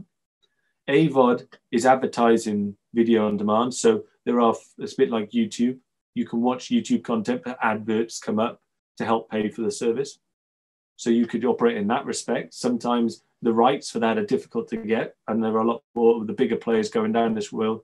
But AVOD rights are available, and maybe the marketplace isn't ready for it yet, but it's something to consider. Certainly if you were to go down a central platform to feed everybody. FVOD is free VOD. So you might want to start providing free content to your customers as a starting point. It doesn't have to be paid, just to get them used to the idea of streaming on your VOD platform. Now, the answer might be, great, that will work, but where do I get the content from? Well, there are different rights. It could be bonus content. It doesn't have to be the main theatrical feature. It could be, if you're showing Dogman in your cinema, it might be that you have all of the extras and the background pieces of content, the behind the scenes footage. You might have an interview. You could all the kind of the DVD extras and Blu-ray extras that you would get on a disc. You could host that on your site and slowly get people used to the idea of streaming content that's relevant to the film on your platform, on your website, on your brand.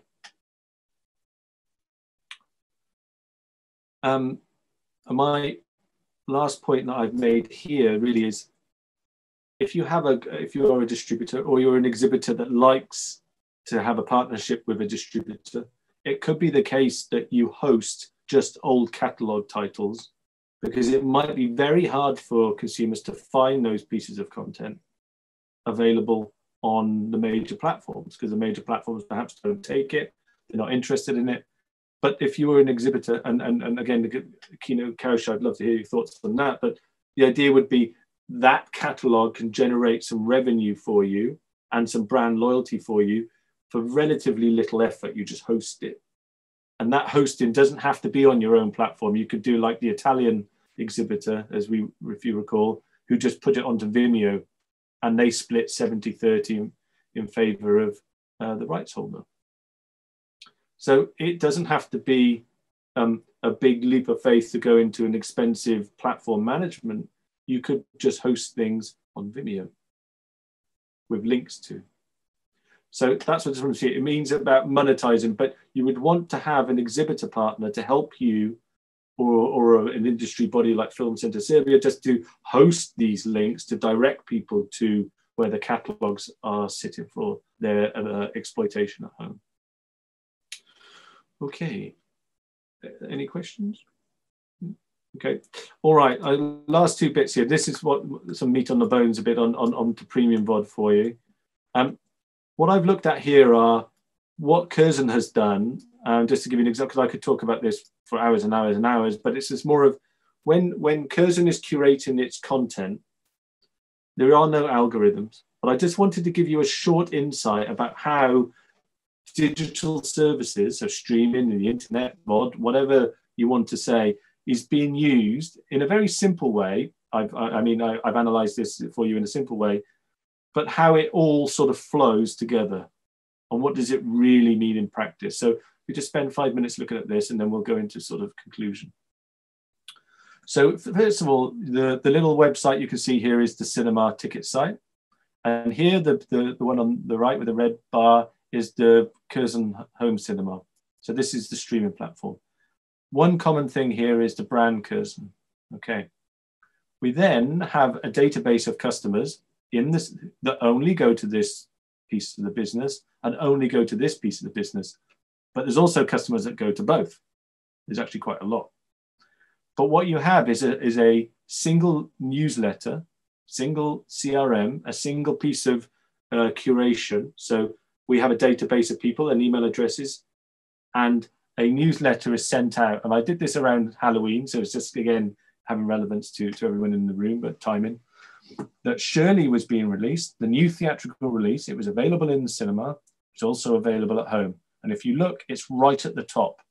So it's not buried. We're not putting tickets only first. It's something that's right at the top.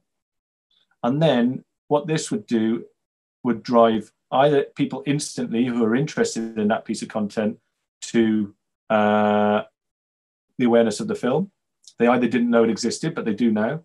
And if you notice, there's Shirley and Shirley both have presence on the website. I appreciate it's a bit small, but the little green box here is a link through to the website on the streaming platform, and vice versa, there's a link back. But the idea is it drives awareness. One of it existing in both worlds, but also importantly of the film. Now that customer, it might be 2 or 3 days before the film is out that this newsletter is sent. So that's important to say that someone would either go and pre-buy their ticket, but they can't really do anything on VOD yet because it's not out. But they can certainly register that point that it's out on Friday.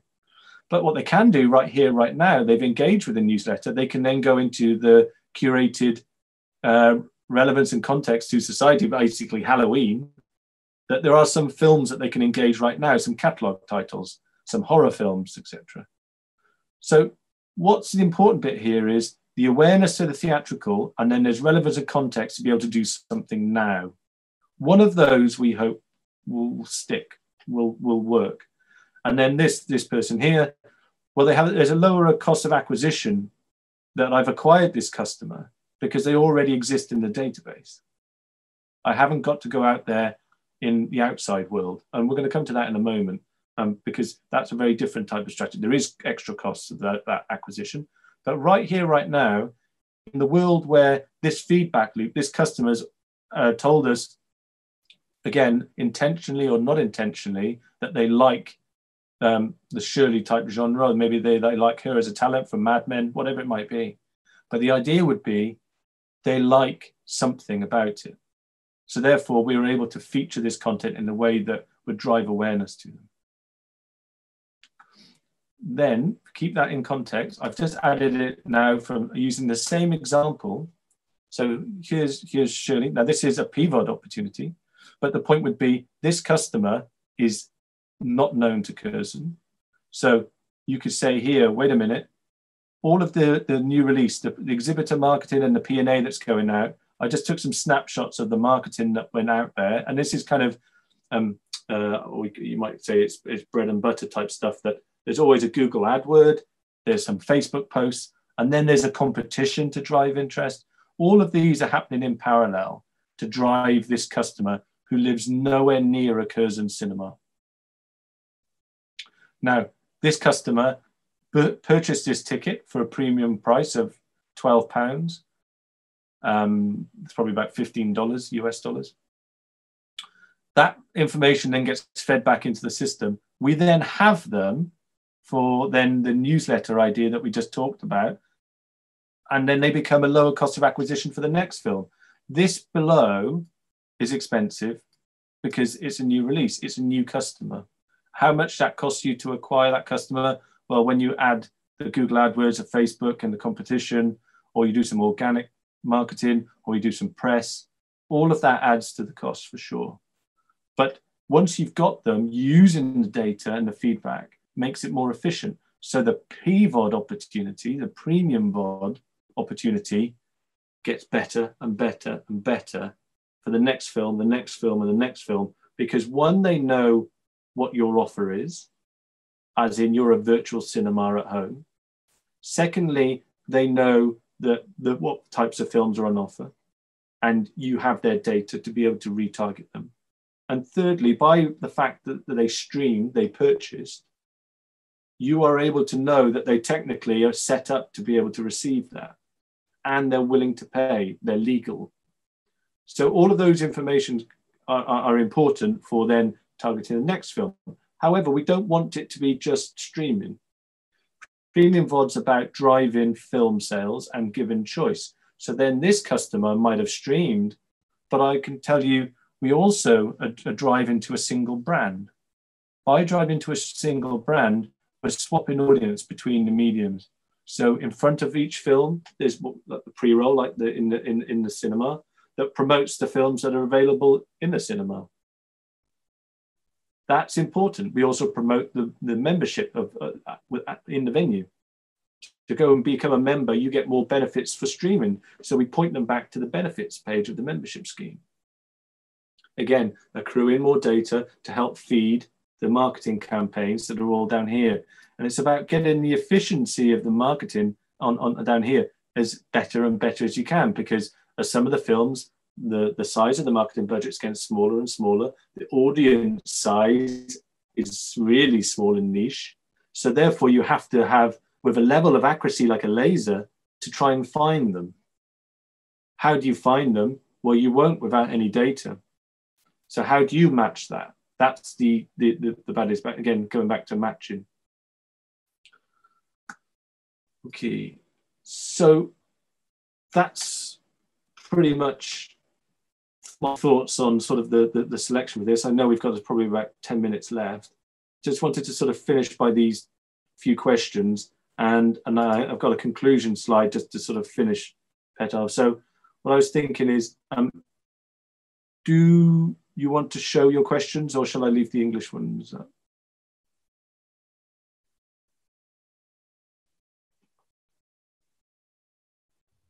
Can I ask just one simple question? How do you create demand for Curzon? We have people who, like your friend, live nearby, who would just come through the door. So we will promote once they come through the door. So having a place on the street in itself is creating demand, and we promote to those people that come through the door. The second way is by going to the open market and promoting on digitally. So Google AdWords and Facebook. So there are different campaigns that go out at different times, but there's always on campaigns which is promoting the existence of Curzon as online, Curzon as a VOD platform, as well as it just being a cinema chain. So it's important to not every, we in our own will think, oh, everybody knows Curzon, but they don't. And that's the important thing about this, is that it requires a constant patter of like a drumbeat to say Curzon online for these films, Curzon online for these films. That, and then people start to become used to it, that it exists. And then the other effort was the distribution side. So I spent the first few years of my life with the VOD platform making deals with effectively UPC, you might know of, like the cable platforms, with the likes of Serbia Broadband. It could be the pay TV platforms and the cable operators who have like a branded area, just to get the brand out there.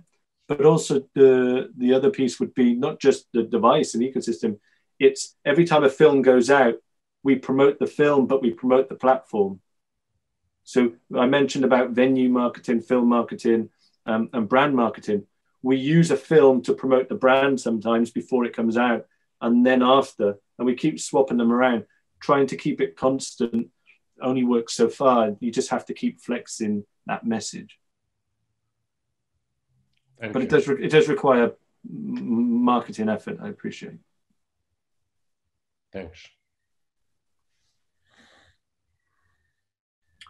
Okay, thank you, Petar. So the last few questions, we didn't get quite to talk about the Kino Couch, but what are your thoughts just generally to the group about premium VOD? If premium VOD was a reality that could happen tomorrow, do you think that consumers would pay more than €3.30 for a ticket? So would they pay, say, I don't know, €5 for a film to stream online the same time as in the cinema, or maybe more?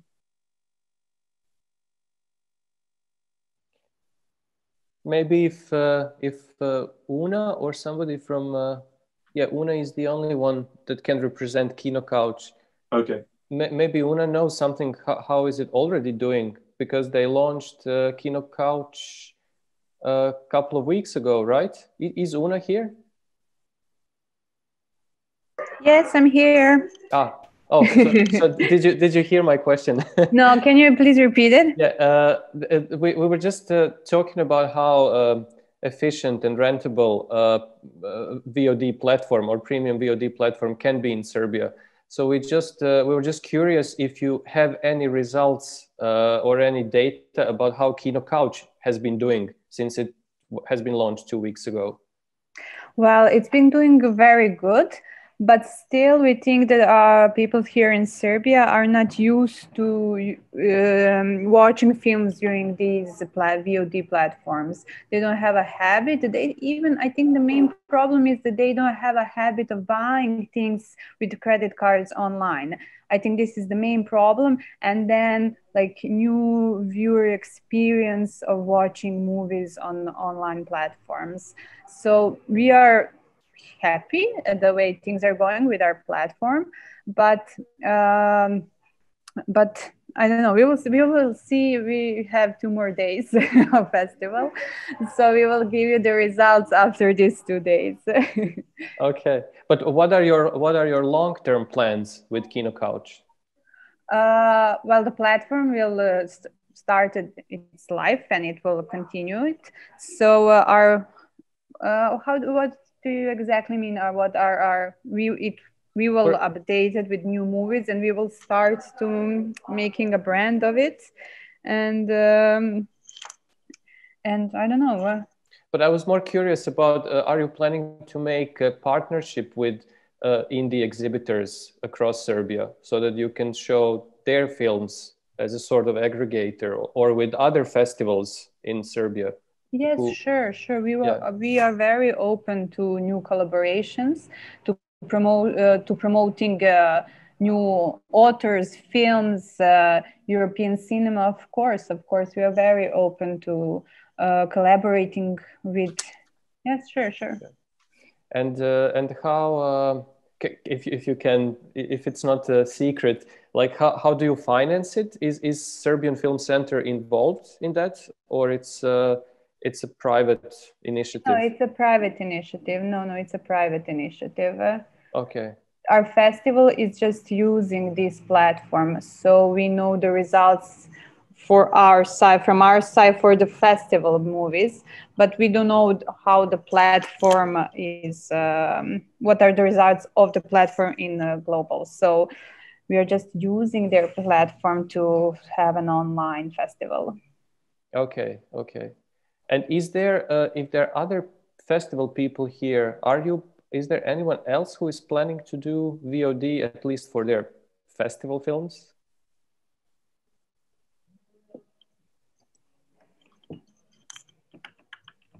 No one? Okay. And I would ask Nevena, maybe to Nevena Negojević is the only representative here of Film Center Serbia, as the head of Media Desk Serbia. So maybe Nevena can tell us about some kind of, if there are any policy plans or policy priorities by the Film Center Serbia in terms of marketing support scheme, distribution support scheme. We know that there is already something like a support scheme for films with wider appeal or with national topics, or that's what I know, at least that's what in the mainstream media. But yeah, Nevena can just update us a bit. Yeah. Hi everybody. Thank you, Philip, for a very interesting lecture. Actually, I had several comments, but let's start from the beginning. I wanted to say that regarding the VOD platforms and the popularity of the platforms in the region, it was a little bit out of our focus. Because of the reason Una mentioned, people are still not used to paying online for things. But now, since the COVID reality kicked on, I see the change, and I think the change will come also based on the producers, because till now we had a really very standard way of financing, or source of financing of the film, where VOD platforms came at the very end of the cycle of the financing of the film. But now I think that this actually source of income, which was actually before the last source of income which was used for one movie, now the reality is changing. So now the distribution of the movies via VOD platform for producers starting to be much more interesting. So I think that this will be something which will push these VOD platforms to be more visible, at least from the producer's side. That's one thing. The second thing, regarding your question, regarding the financing, there was an initiative 2 years ago. Actually, first of all, regarding the data collections, there was an initiative 2 years ago for Film Center Srbije to introduce new system of collecting data, but there were some disputes which kind of data, how to collect it, who should be the main responsible for following all this. So and based on and taking in account that Film Center Serbia also went through some kind of changes in the staff and changing of the director post, it is right now stopped. But I think that it will continue to be a discussion, because yes, we need the proper data system and system which collects data. I also now, for example, means of for my own needs, there is a Institute for Statistic, which is very good actually, and they have some data regarding the audience, etc., etc. So for the local people, you can also use this source if you're interested. And for the last thing, I think that right now there are several funding schemes available from Film Center Serbia, mostly for the production of the movie, but there is also the schemes which should help distributors, mainly for the distribution of the national film. And I also know that there is initiative to actually join all regional countries to have a special regional fund for distribution of the regional movies, because this is something which is very problematic. Basically, even if we are part of the media sub-program, for example, and media has a good distribution schemes, it is always problematic because films which are coming from the low production countries are rarely visible throughout the Europe. So only if you have a really good sales agent, actually you become a little bit more visible. So yeah, there are initiatives there on the very beginning, and this creates a little bit of how to say, this is not a smooth ride, let's say like that. We need more time, but things are happening, and I think that actually we are in the position that we need to be a little bit more patient, because a few years ago we had basic problems that most of the cinemas were not open because they didn't have enough equipment and they were in a very bad shape. So now things are changing, and I agree with most of the comments, but that we need that we don't have a system still, but system is building itself. It is not the change which happens during the night. I think that simply things go a little bit slower because we are the Balkans, of course, but I think that things are changing, and that it's a good process, basically. Okay. Yeah, I said several things. Wonderful. No, it's good. I enjoy it. I enjoy listening. Okay, I appreciate we've been talking or I've been talking a long period of time, and I've had the pleasure of your company for most of the day. So I just want to finish for the last 5 minutes just to summarize. Certainly for what this session was about, it wasn't to tell you about the Serbian market at all. It was to kind of feed from a background of using the market information of where we saw it just before lockdown to see what sort of new initiatives were available for us. And the hand-picked ones that we sort of went through were sort of using data, partnerships, direct-to-consumer streaming, but also then the kind of premium VOD. And each country has its own perception towards all of those for different reasons in society. But importantly, we looked at these today we could carry on talking all week, but to a little bit of detail, just how they work in practical sense, not in terms of actual real data and operations, which hopefully tomorrow you'll get a great session to show you how those activities happen and how is it possible. And the Groovy team are really talented at that. So looking at really from my point to finish, habits and behaviors are one of the things that you just definitely have to think about.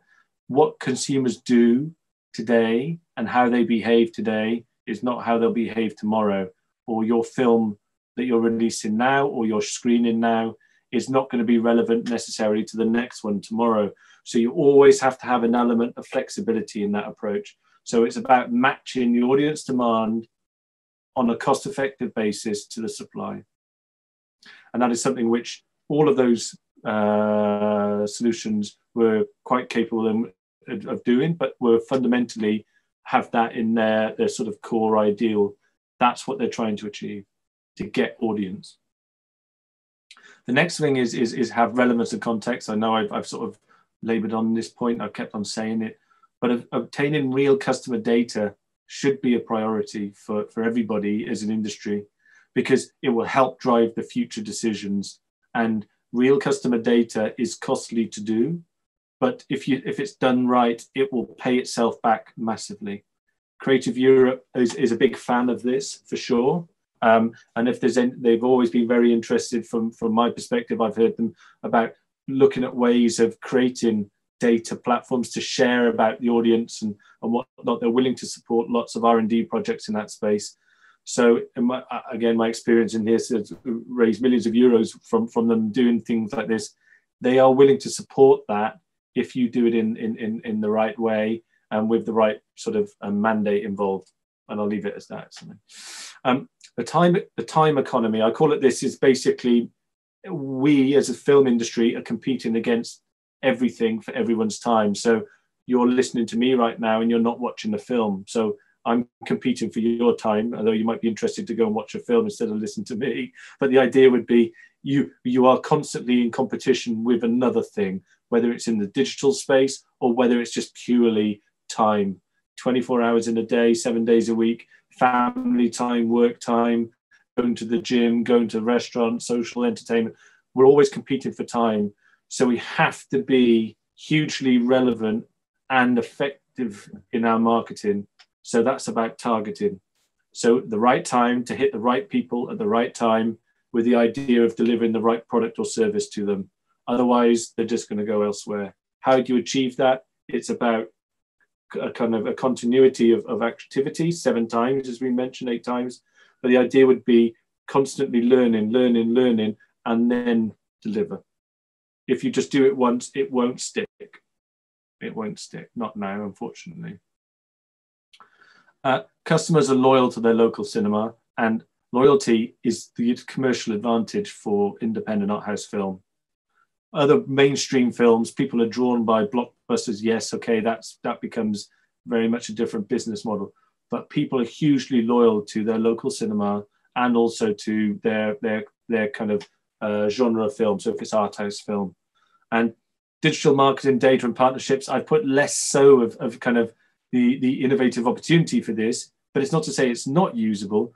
But direct to consumer and PVOD is a great way of leveraging loyalty in a place where you run a single screen, or in a place where you are struggling to get people through the door because of COVID, or etc. Next, last 2 points. Data interpretation can be used to drive brand engagement, programming, and acquisitions of the next films that you might want to distribute, or the next films you might want to show. But the interpretation of that, as we talked about, is very, very important. And it might be just as much as we saw that 20 people went from this town to watch this film. But it'd be good to know if they were old or young. It'll be good to know if they were particularly driven by a particular piece of marketing that drove them there, or if they just walked through the door and wanted to see a film at a time convenient. I don't know. But all of those pieces that we talked about are really about data interpretation and being able to use it in the right way to help you drive more sales. And my last piece, just to finish off, and not to finish on a bad one, but COVID-19, and I hope the news that they found a vaccine today is true, but the legacy, outdated, theatrical, single linear business of one film, promote, is at risk. And COVID has shown that if you're reliant on supply from someone else and that supply doesn't materialize, the business will dry up very quickly. So how do we spread that risk and innovate? And that could be all of those things that we talked about. It could be a way of building your brand, could be a way of engaging with your audience when there aren't any films. It doesn't have to be through premium content. It could be Q&As. It doesn't have to be Q&As. It could be, you know, a pre-recorded meet the director. But just to think a little bit differently about how we release content is going to help you in the long run, because ultimately a sale, a parting of money for a good or a service or a stream or an experience in the venue, we have to convince the public that there is merits in giving us their money. To do that, there has to be a perception of value. And to do the perception, or to achieve the perception of value, I should say, we have to make sure that we're doing more than our competitors, whether it's going to a restaurant or whether it's going to a gym, etc. And that is it. That is where I finished today. If you have any questions, I'd be happy to take any in the last few minutes. If you don't, please do drop me an email or send to Petar. He very much will help translate, perhaps, if needs be. Yeah, I'm open to any question. Okay.